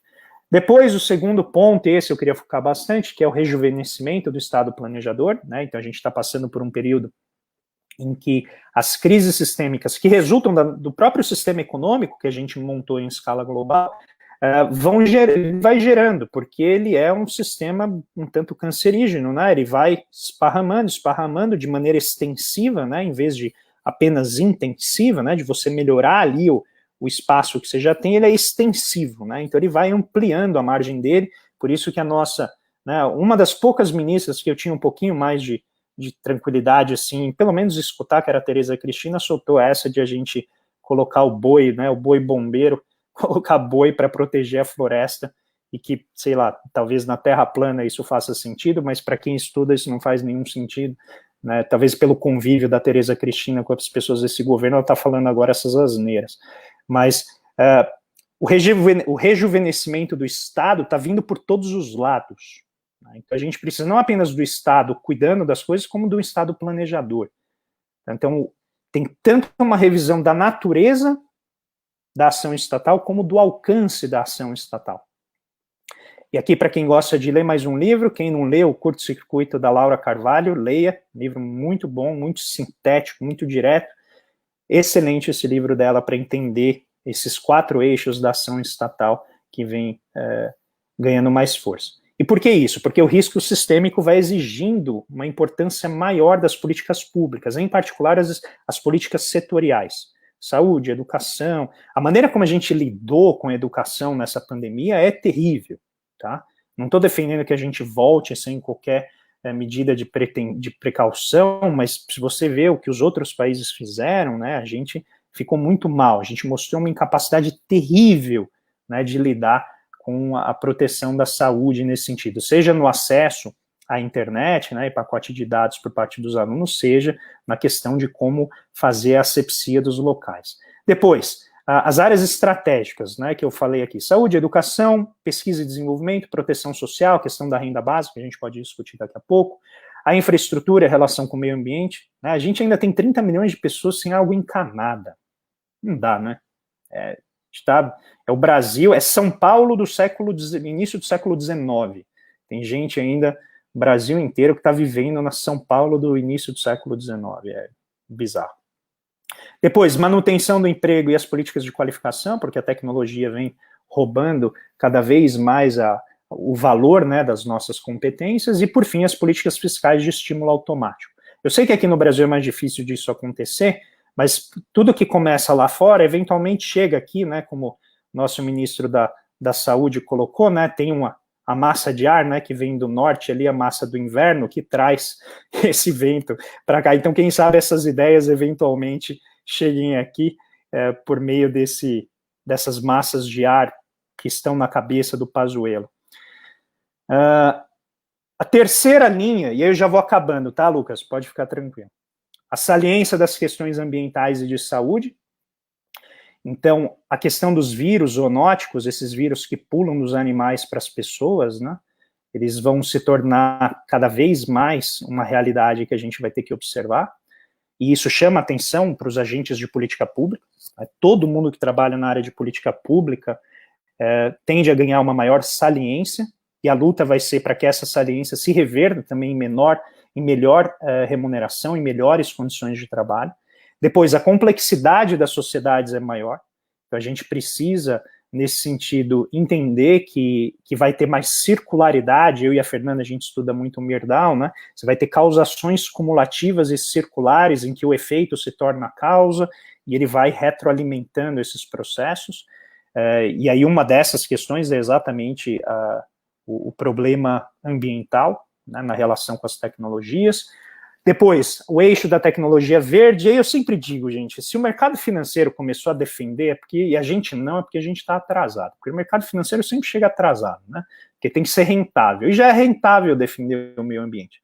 Então, pessoal, o mercado financeiro já está defendendo, e a gente tem um governo que fala, não, vamos garimpar, tem muita floresta, né, eu andei de avião lá em cima da Amazônia, tem muita floresta, vamos queimar até ficar do tamanho do Parque do Ibirapuera, aí a gente protege. Eu estou exagerando mesmo, que é para ser bem provocativo, tá, gente? Depois, atenção aos sistemas de saúde nacionais, né? Então isso vai se tornar regra. A gente, felizmente, já tem o SUS, mas a gente vai precisar defendê-lo, porque a própria Inglaterra, que tinha o Sistema Nacional de Saúde, vem perdendo escala, vem perdendo força, tá? Então é algo que precisa resistir muito, tá? Muito, muito. Porque a força do dinheiro, gente, a força do dinheiro é doida. A força do dinheiro, ela engole tudo. Engole e vai destruindo, porque o dinheiro está olhando para isso, o dinheiro está olhando para o curto prazo.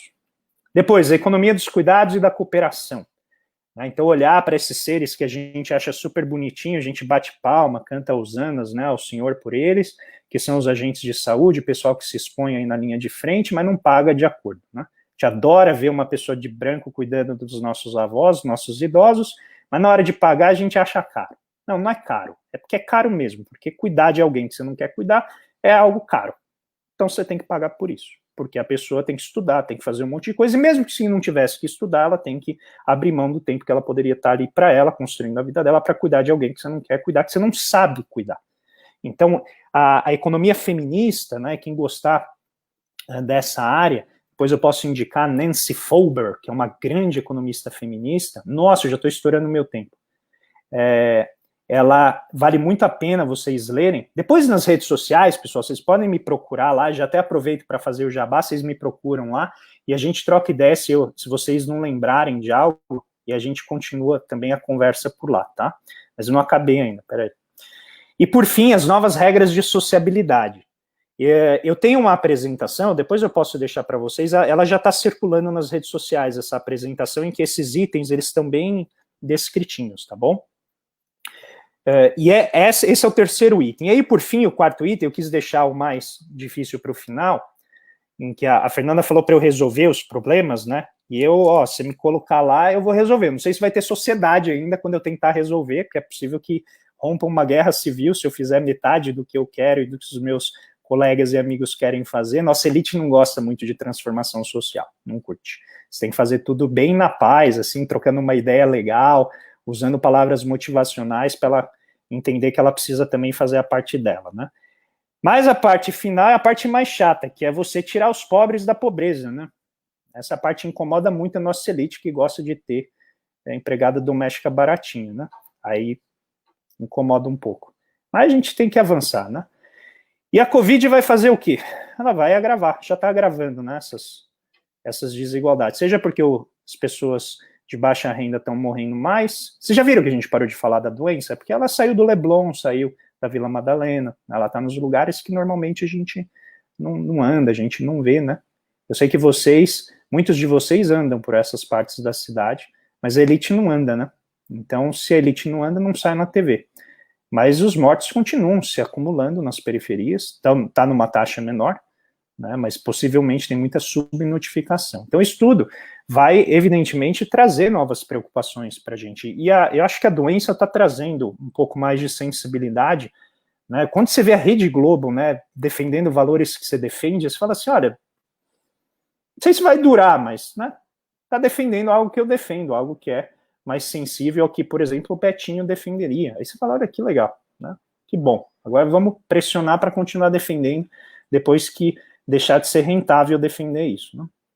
Mercado de trabalho e informalidade. Uberização, trabalho remoto, robotização, tudo isso vai mudar radicalmente a maneira como a gente interage na economia, e a gente vai precisar de uma renda básica universal. Eu brinquei uma vez que ela é uma renda emergencial, porque quem precisa de renda sempre precisa na emergência, né? Ninguém fica lá, olha, daqui um mês eu vou precisar de dinheiro. Não, quando eu vejo, já está sem dinheiro. Então, ela é uma renda básica universal emergencial e ela vai sempre ajudar, né? A ideia é que as pessoas que não conseguem ter acesso sempre tenham o mínimo para sobreviver. E países comunistas, né, como a Suíça, a Suécia fazem essas coisas. O pessoal, né, que herdou a União Soviética na cabeça de alguns comentaristas da Jovem Pan, eles fazem isso sem ter tido inflação, sem ter tido, né, preguiça, nem nada. Então, acho que se eles fazem, a gente também pode fazer. É assim que você convence a elite. Você diz que algo ocorreu na Noruega, ou na Suécia, ou na Suíça. Aí demora uma década e eles começam a aceitar. Depois, recortes étnicos, raciais e de gênero. Isso é algo que, para a mentalidade brasileira, é super difícil, né? Ter que incluir as pessoas diferentes, né, de quando você se olha no espelho. A elite tem muita dificuldade. Persistência da pobreza, daí a importância da austeridade como uma medida de política econômica, por um motivo simples, gente. Quando a austeridade, ela reduz custo. Só que, geralmente, o custo do Estado é a renda do pobre. O custo do Estado, a privatização da estatal, é perda de riqueza do pobre, porque a estatal é aquela que atende o pobre. Então, se a estatal é vendida, ela deixa de atender o pobre de graça. Estou simplificando bastante, tá? Mas quando você corta saúde e educação, o pobre tem menos saúde e educação. E eu estou falando pobre mesmo sem nenhuma pejoração, tá? Gente que não tem renda mesmo, é gente muito pobre. É gente que tem que pegar a pau de arara, ficar 3 horas no pau de arara para chegar na escola e a professora está doente, e aí tem que voltar. Esse é o interior do Brasil, que infelizmente não aparece do topo, né, dos prédios em São Paulo. E aí, por fim, a maior desigualdade de renda e riqueza, que vai nos levar a uma saída em K. Então, pensa aí na letra K. Né? O pessoal fala em L, é retomada em V, o eterno W do Paulo Guedes, que sempre semana que vem vai vir, nunca vem, né? Mas a saída é em K. Por quê? Os ricos vão ficar mais ricos, e é por isso que está tendo toda essa dor de cabeça na mídia, porque os ricos estão com medo de não ficar mais ricos com os títulos da dívida pública. Então, eles querem que o governo suba a taxa de juros antes de ser necessário, para que eles possam manter a sua posição nos fundos de renda fixa. A gente pode discutir isso depois na conversa, né? E os pobres vão ficar mais pobres porque eles estão desempregados, né, eles perderam competências nesse caminho, perderam pessoas da família, não vão encontrar o mercado de trabalho aquecido como estava, vão ter que submeter a trabalhos mais precários, porque a reforma trabalhista vai nesse caminho de tornar menos custoso a criação de um ambiente de trabalho mais adequado para o trabalhador, a desarticulação dos sindicatos, tudo isso diminuiu o poder de barganha dos trabalhadores.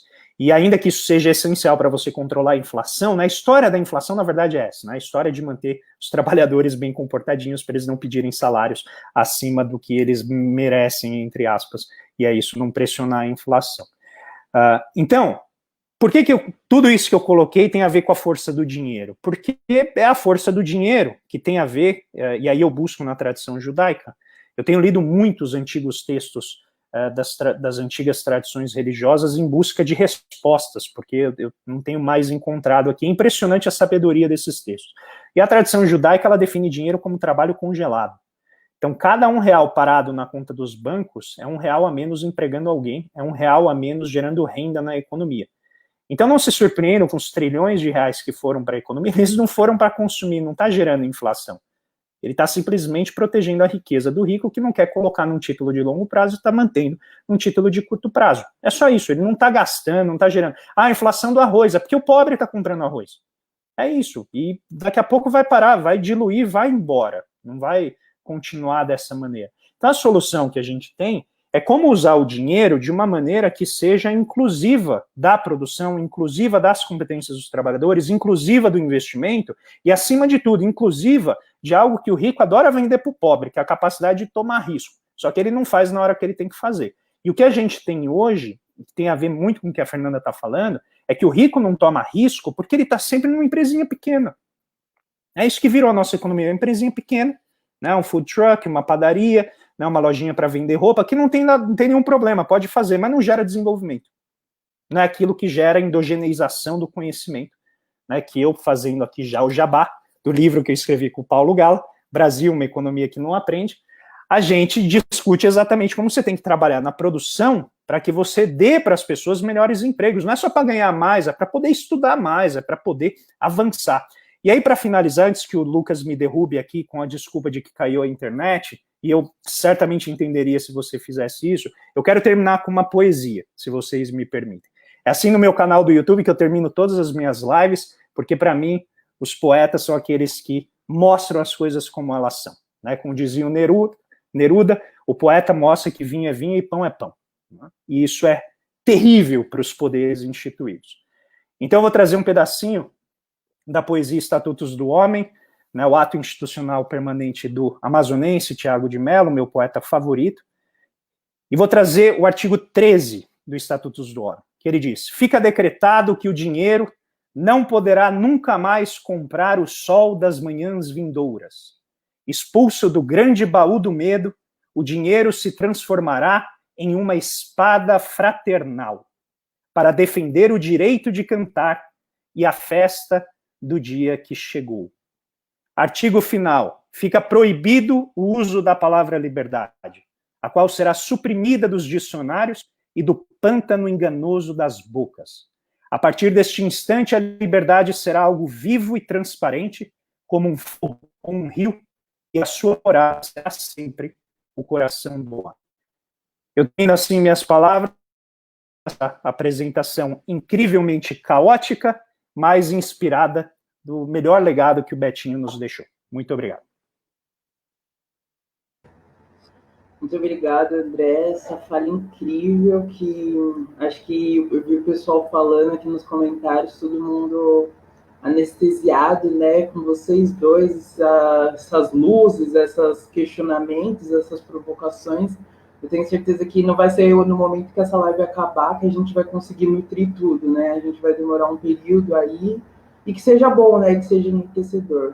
Então vamos passar para a nossa rodada de perguntas aqui, porque as perguntas estão bem longas e o nosso tempo é curto, mas vamos lá. Vou começar aqui pela do Vitor Bruno. Quem se sentir à vontade de começar, começa. O Vitor fala assim: o capitalismo como sistema econômico que porta crises teve como crise recente, em 2008, a falta de alternativas para políticas econômicas, que pouco alterou a predominância do neoliberalismo. Vocês acreditam que a crise acarretada pela pandemia podem gerar transformações do pensamento econômico, como foi a crise de 29? Aí, quem se sentir à vontade pode começar. Vocês vão querer que a gente responda cada um as perguntas ou cada um responde uma? Mas eu posso começar com essa, Vitor, vamos lá. Que eu acho que eu uso um pouco desse espírito. Vai essa aqui dá trabalho. E depois eu quero ouvir a opinião do André sobre isso também. Essa pergunta do Vitor é muito boa, né? Que é assim, né? O que eu gostaria? Eu gostaria que sim, que esse fosse um momento para a gente rever os consensos, para a gente contestar as nossas agendas, as nossas escolhas. Mas, assim, a minha razão diz que não, que a gente ainda não vai conseguir construir um consenso diferente de política econômica no pós-pandemia. Aí a gente pode perguntar, mas tá, como é que a gente faz isso, né? Eu acho que a fala do André deixou, né, as sementes para que a gente construa um caminho diferente. Eu acho que está faltando a ampliação do debate público sobre o tema, né? A discussão de política econômica, a discussão de agenda de desenvolvimento, ela está longe de quem realmente vai ser impactado por essas políticas. A gente precisa construir essas pontes. Então, acho que o caminho, talvez não para o agora, mas quem sabe para o futuro, é que a gente torne esses debates suficientemente populares, né, que envolvam os realmente interessados nesse processo, para que a gente possa construir as bases sociais e a pressão política necessária para viabilizar outras políticas e outras agendas. Mas eu acho que para agora, infelizmente, Vitor, não é o momento. A gente não vai conseguir ainda fazer isso agora. Mas isso não quer dizer que a gente tenha que jogar toalha, né? Pelo contrário, é hora da gente se fortalecer, da gente se informar, da gente se apropriar do debate, para quando, né, for possível, né, que a gente esteja preparado para apresentar uma nova agenda. Eu acho que é isso. Eu sou talvez um pouquinho mais otimista que a Fernanda e mais pessimista quando eu penso que a Fernanda fala para a periferia. Eu acho que como o pensamento econômico institucionalizado, acho que está tendo mudança. Eu acho que principalmente no hemisfério norte já tem esses ventos da mudança, porque é implacável que a realidade nos afete de maneira direta, física, né? E eu acho que isso está permitindo a saliência de alguns pensadores lá fora, que pouco tempo atrás não seria possível. A gente não estaria discutindo desigualdade nessa dimensão se não fosse pela coragem do Piketty, né, de sacrificar grande parte da reputação acadêmica que ele teve para poder colocar o livro com o nome, né, com o título que remete ao pior pensador para o liberalismo, que é o Karl Marx, né? Ele foi lá e colocou Capital, e atualizado para o século XXI, não dá nem para você dizer que é velho, porque eu atualizei para mostrar o que o Capital faz. O pessoal odeia esse francês, né? Acham que ele é um enviado, né, extemporâneo da União Soviética para resgatar o comunismo. O pessoal que pensa essas coisas não saiu da década de 80. Mas a gente não estaria discutindo isso se não fosse essa mudança gradual que tem no pensamento econômico. Agora, outra pergunta, e aí eu concordo diretamente com a Fernanda, é quanto tempo isso vai levar para, vamos dizer, fertilizar a política econômica. E aí a periferia, historicamente, tem uma defasagem enorme. A gente geralmente demora muito tempo, né, porque, como o Furtado dizia na Formação Econômica do Brasil, tudo que vem de fora, né, é traduzido como algo preferencial, algo superior, algo prestigioso e que deve ser tentado. Tudo que é de dentro é visto como inferior. Então, quem sabe, com o tempo, esses ventos da mudança pelas massas de ar lá do Pazuello cheguem aqui e tragam, né, essa mudança que fertilize a política econômica. Por que eu acho que isso não vai ocorrer tão cedo? Porque eu acho que a política econômica ela é muito fraca em termos teóricos quando ela enfrenta os poderes. E o poder hoje no Brasil é uma elite pouquíssimo acostumada a correr risco, é muito diferente de Elon Musk, de Richard Branson, né? Esse pessoal que está querendo chegar em Marte, pegando dinheiro de capitalistas arriscados, né? O pessoal que dá dinheiro para fazer um Facebook, né? Pensa, se tivesse $1 milhão, você daria 500 mil para um moleque criar um aplicativo no qual você vê a foto dos outros? Pois é, alguém achou isso uma ideia fantástica, hoje é uma dos maiores países do mundo, né? Que é o Facebook, com cerca de 3 bilhões de cidadãos, que tem daqui a pouco até a sua própria moeda. Então esses caras correm risco, né? A nossa elite não corre risco. Nossa elite gosta de um mercado de dívida pública confortável, gosta de proteção.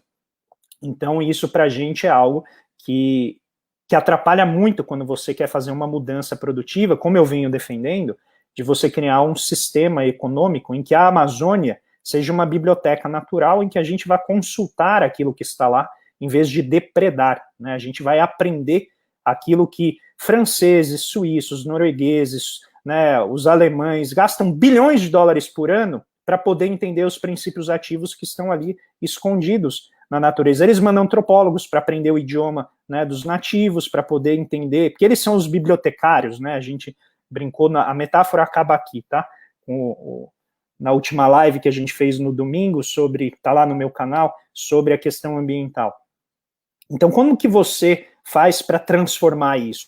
A gente não pode ficar na mão dos ricos, porque os ricos, eles em geral estão olhando para esse aspecto particular, defendendo o status quo, que é onde eles já sabem ganhar dinheiro. Se a gente quiser criar um sistema anexo que olhe para o futuro, a gente vai precisar do Estado invariavelmente, a gente vai precisar, né, de uma elite empresarial que seja capaz de correr esse risco com os apoios do que o Estado geralmente dá, baseados na história dos países desenvolvidos. Tá? Então, baseando na história dos países desenvolvidos, existem mecanismos de a gente focar, como a Mazzucato coloca, em alguns setores, criar missões orientadas para a gente fazer o deslocamento da matriz produtiva, pegando o termo do centro dinâmico do Celso Furtado, de uma matriz produtiva extrativista e desigualizante, que é o que a gente tem hoje, que desemprega, para uma matriz produtiva inclusiva do meio ambiente e inclusiva das pessoas, né, que não conseguem encontrar trabalho. Mas isso é um processo longo, que transcende o período de um mandato. E aí a nossa dificuldade histórica de fazer. Mas é possível? É possível fazer.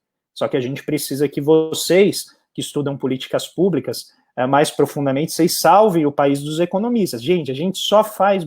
Pega o teto de gasto, gente. Para pensar nisso, no estado com as complexidades brasileiras. Você vai lá e fala assim, por que não definir uma regra simples? Olha a bobagem. Eu pensei em outra palavra, tá? Mas olha a bobagem que deu. Eu sempre, não deixem para os economistas fazerem políticas públicas, porque, em geral, a gente quer resolver os nossos problemas, que é manter o nosso cliente, que é o governo. Então, quando a gente sobe lá e faz uma regra simples dessa, em geral, ela gera mais desigualdades do que aquelas que ela queria coibir. Ela queria coibir desigualdade, ela acaba deixando um rastro maior de desigualdades, como é esse que a gente está vendo. Que acaba sendo, né, no fim, acaba sendo apropriado por grupos que têm um eixo ideológico, que é usar o Estado para acabar com ele mesmo. Aí é exatamente isso que o teto acaba fazendo. Ele acaba permitindo que os grupos que estão encastelados no poder consigam derrubar tudo que está abaixo deles para proteger os seus privilégios, né? E sempre sob a desculpa de que há muita desigualdade dentro do Estado, dentro do funcionalismo. O problema é que nunca se foca naqueles que produzem as desigualdades. Tá certo. A gente fica até anestesiado de ouvir vocês falando, porque é tanta coisa. Eu vou trazer outra pergunta aqui. Mas pode ficar indignado. Ela fala a ideia também é ficar indignado. Que só ficar estático não adianta nada, né? A Teresia, ela aponta que ela está fazendo um relatório para Fiocruz, do município de Teresópolis, para mensurar um questionário sociossanitário. Aí a pergunta dela, ela traz o seguinte: como fazer a extensão ser de fato um tripé universitário em tempos de pandemia? Sou graduado em letras pela FEFELESH e busco aqui ampliar olhares para deixar este relatório melhor, para deixar melhor o relatório do trabalho que eu fiz. Lucas, se você me permite, depois a Tereza, ela continua um pouco ali abaixo, ali no chat, que ela complementa a pergunta. Ah, é. Ó, opa, peraí. Isso aqui. Obrigado. Creio que estou sendo a extensão universitária e estou nesse movimento de dialogar com a realidade concreta da vida das pessoas. Pergunta: como ter projetos sociais, ações sociais universitárias previstas em grade assim, curricular? deixa eu falar rapidinho, Fernando, que eu sei menos sobre isso, mas só na minha experiência na Unifesp, isso já está sendo processado, já a curricularização da extensão, ela já está, pelo menos na Unifesp, o processo já está em vias de ser concretizado, e em termos de essência, eu acho que não há nada mais importante num processo em que a universidade vem sendo literalmente dilapidada, né, nas suas bases, no seu financiamento, porque se criou a ideia de que a gente tem que ficar explicando para as pessoas o que a universidade faz. Esse é o ponto em que a sociedade chegou. A gente tem que explicar o que faz uma universidade, porque senão o cara vai, não, então não vale meu imposto. Aí você fala, rapaz, mas o que tem a ver o teu imposto? Não, eu acho que rico tem que pagar. Então eu acho que o sujeito tem que pagar quando ele entra lá e estudar. Sim, aí ele paga quando ele entra e depois não paga mais, como diz o nosso querido Ramon. Eu quero que o rico pague pela universidade do pobre do início que ele nasce até o momento que ele morre. Então o imposto tem que vir do todo e não só pagar quando ele entrou na universidade. E aí, ainda que eu me indigne com a necessidade da gente explicar para as pessoas o que faz um professor federal, o que faz um professor, né, estadual de universidade, o que é que seja, esse trabalho da extensão talvez seja o caminho mais produtivo para você mostrar diretamente na vida das pessoas a importância que a universidade sempre teve, mas que nunca foi tão explícita como é o trabalho da extensão. Eu mesmo faço a meia-culpa, eu sou um professor que acaba atuando pouco na extensão, mas o que essa pandemia acabou me trazendo foi a importância de aumentar a minha participação nessa dimensão do trabalho universitário, e eu pretendo fazê-lo certamente. Na verdade, eu vou complementar só o André, Lucas. Então, a pergunta mais formal da Teresia, né?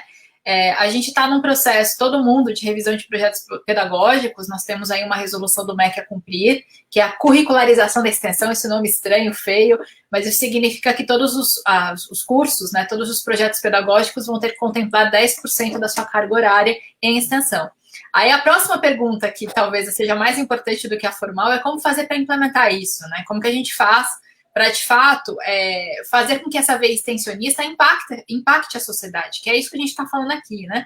Quando o André fala, olha, eu espero que vocês saiam daqui indignados e indignadas, a gente está fazendo um chamamento para vocês se mexerem e influenciarem o meio em que vocês atuam.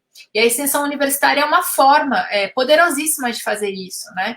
E colocar os alunos e alunas como protagonistas desse processo, que é a questão da extensão também. Vocês, a partir do que vocês são expostos na universidade, vocês têm bagagem suficiente para carregar e protagonizar esse processo de transformação social.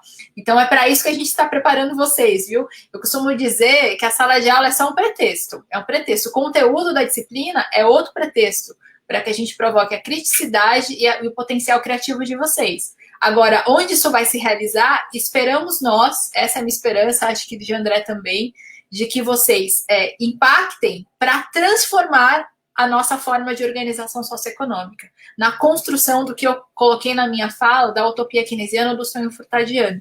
É para isso que eu trabalho todos os dias, 15 horas por dia, muitas vezes, que é para isso.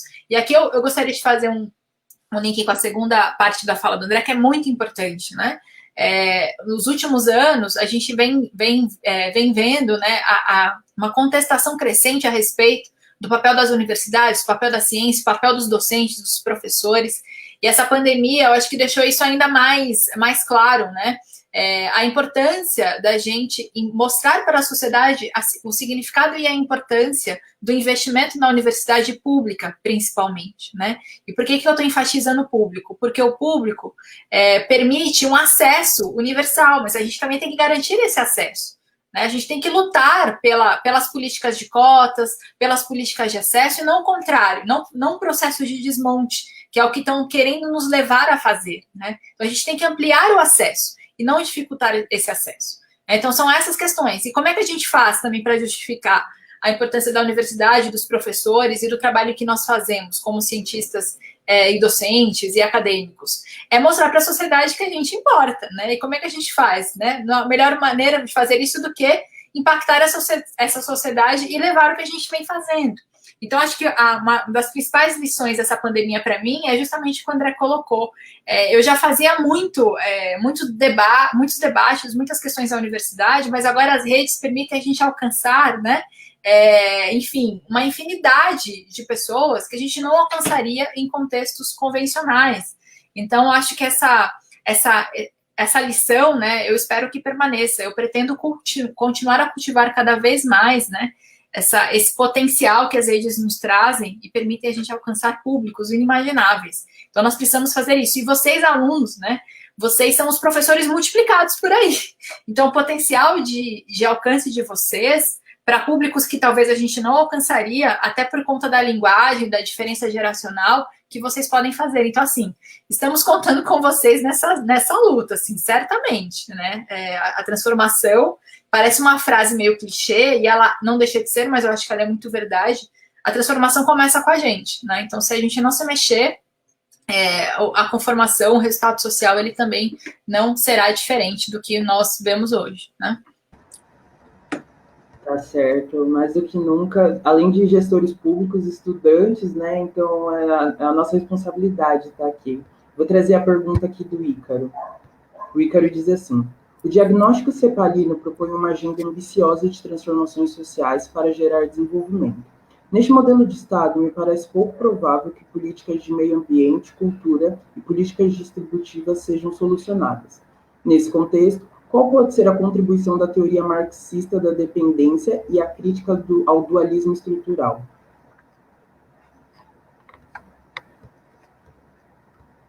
Essa é a Fernanda. Sou eu, né? Mas veja, assim, a TMD... Sem querer te colocar no fogo, mas essa é... A TMD me persegue, né? Toda vez que eu faço uma apresentação sobre perspectiva estruturalista cepalina, a TMD sempre aparece, mas é normal, é esperado. E aí, o que eu diria, né? Primeira questão, a teoria marxista da dependência, eu acho que ela é um convite a um exercício ainda mais intenso de criticidade. O que eu estou querendo dizer com isso? Né? O que a TMD, trocando em miúdos, o que ela coloca em evidência? Veja, a agenda desenvolvimentista tem limites geopolíticos de implementação. Nos marcos do modo de produção capitalista, ela não vai libertar a periferia da condição de subdesenvolvimento. Portanto, precisamos de mudanças mais profundas relacionadas à própria transformação do modo de produção.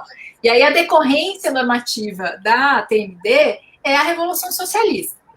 Aí eu fico pensando, tá, como é que isso pode contribuir para a gente? Isso pode contribuir no sentido de que nós temos, né, que continuar a pensar sobre uma forma de organização socioeconômica diferente da que nós temos hoje. Mas quando eu penso do ponto de vista da implementação da agenda política, aí eu me pego com o seguinte: se a gente tem dificuldade para implementar a perspectiva do Pacto Social presente na Constituição de 88, que é garantir o mínimo de dignidade para as pessoas, a gente já tem dificuldade para implementar essa política, imagina uma revolução mais intensa do que essa. Então, nesse sentido, né, eu ainda aposto, né, nas estratégias reformistas, pelo menos para esse início. Quem sabe lá na frente, para usar aqui o que eu coloquei a partir do Keynes, quando, né, os códigos de moralidade começar a mudar um pouco mais, que a gente possa caminhar, né, para uma forma, para um modo de produção diferente do que nós temos hoje. Mas hoje, né, se a gente já tem dificuldade para implementar uma agenda reformista, progressista, imagina uma agenda revolucionária. Então, eu tenho um pouco de restrições com relação a isso. Mas, de novo, os teóricos marxistas da dependência têm muito a nos fazer refletir e pensar. Agora, quando a gente fala em política econômica e papel do Estado, a gente também tem que pensar do que é viável de ser implementado politicamente, né? Então, se eu já conseguisse implementar uma agenda furtadiana, puxa vida, eu já estaria super feliz, já seria uma grande revolução social. Se o André quiser complementar, André. Eu posso complementar, dizer que, assim, dificilmente, tem alguns professores universitários que têm a veia, né, revolucionária mais forte, mas acho que não é o nosso caso, né? Então, isso é uma questão de perfil, assim. Então, eu estou muito na linha da Fernanda. Eu ainda acredito que a gente consegue avanços substanciais se a gente conseguir, vamos dizer, disciplinar o capitalismo usando a democracia. O trabalho não é fácil, porque educar um bicho voraz como esse é complicado, você domesticá-lo, adestrá-lo, é um processo longo, duradouro, tem muitos altos e baixos, então eu ainda sou da perspectiva talvez ingênua e otimista que a gente consegue discipliná-lo a golpes de democracia, né, conforme o pêndulo oscila. E aí a gente acaba sendo, é um tanto macabro dizer isso, mas a gente acaba sendo auxiliado por crises sistêmicas como essa, que permitem, inclusive para honrar o legado daqueles que deram a sua vida nesses contextos, que a gente reforme o sistema, que a gente melhore esse sistema para quem nele tanto se dedica. Inclusive no meu canal eu tenho uma playlist que eu estou produzindo, que são uma série de elementos enquanto a revolução não vem, porque às vezes a gente fica esperando a revolução, só que você tem que ganhar a vida, né? Você tem que trabalhar, você tem que construir sua carreira, a não ser que você vá dedicar a sua vida para a revolução. Como eu acho que pouca gente tem nessa perspectiva revolucionária, eu acho que a gente também tem que se preocupar em como entender o sistema, trabalhar dentro dele, e se seu eixo for fortalecer as bases de um Estado que é mais inclusivo, de um Estado que protege direitos sociais, que honra, sem todos os subterfúgios jurídicos que normalmente ocorrem, os princípios da Constituição Federal de 88, eu acho que se a gente conseguir se aproximar disso, a gente já está numa situação muito melhor, mas assim, muito melhor. Se a gente conseguir impedir que o Fundeb vá comprar pneu de viatura, esse já, eu sei que parece pouco, mas já é um passo. Porque se vocês vissem o que o pessoal faz com o dinheiro da educação, é um negócio absurdo. Tá lá o dinheirinho, né, garantido para ir para a escola, tudo, vai pagar gasolina da viatura, pagar gasolina do carro do vereador, em vez de ir para pagar professor e assim por diante. Então, eu sou mais dessa vertente de a gente focar avanços incrementais no funcionamento da nossa democracia, que a gente vai aprendendo, mas não diminua a importância, nem critico, nem julgo aqueles que querem uma vertente, que seguem uma vertente mais abrupta.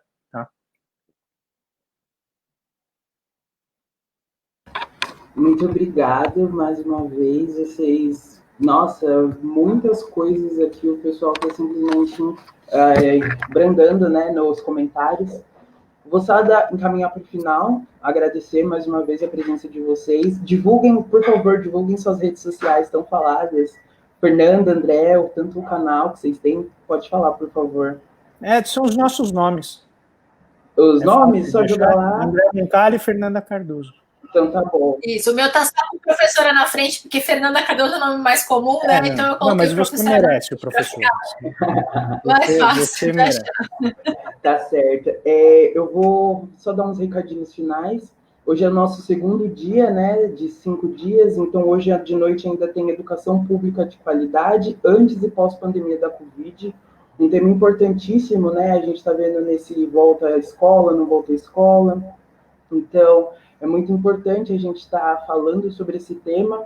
As lives, todas as lives vão estar disponíveis tanto aqui no Facebook do CAS, quanto no canal do YouTube, então se vocês não conseguirem assistir agora, assistam depois, ou se quiserem rever alguma parte. A Tereza está falando aqui as minhas redes sociais, eu tenho só o Facebook que eu estou usando mais, né, Tereza? Que é Lucas César mesmo, então sinta-se à vontade de me mandar um alô depois.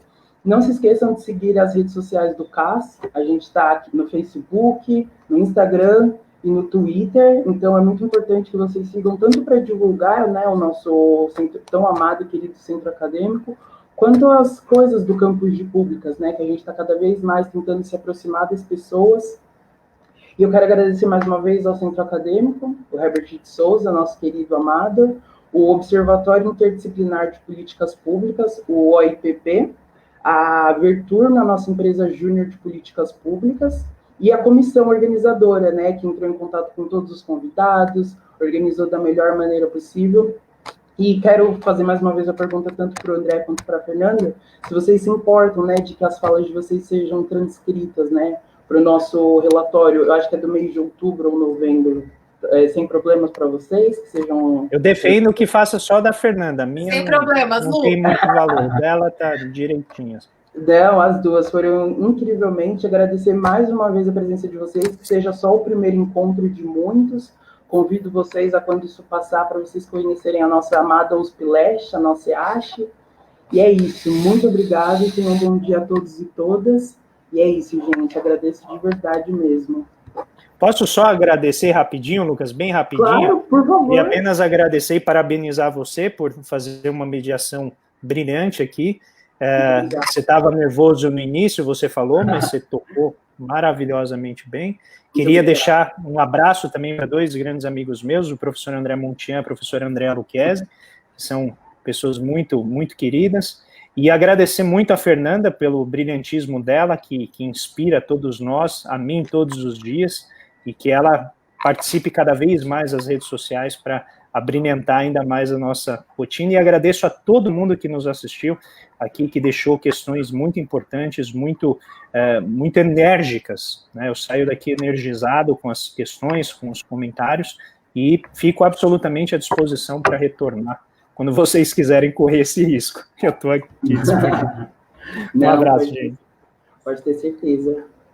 Lucas, eu também gostaria de agradecer muito novamente o convite de vocês. Vocês me deram um presente hoje, ontem, um presente hoje também. Agradeço muito, parabenizar a condução, a organização da semana. É sempre uma alegria estar com meu amigo André, refletindo sobre essas possibilidades da gente construir um futuro diferente. E aí fica essa responsabilidade para vocês, né? Espero que vocês saiam dessa conversa mais do que inspirados também, indignados e indignadas e motivados a mudar, né, o mundo em que a gente vive, especialmente no nosso país, que ainda tem tantos problemas. Então é isso. Muito obrigada, boa semana a todos e até a próxima. Até a próxima, gente. Sintam-se convidados. Obrigado mesmo.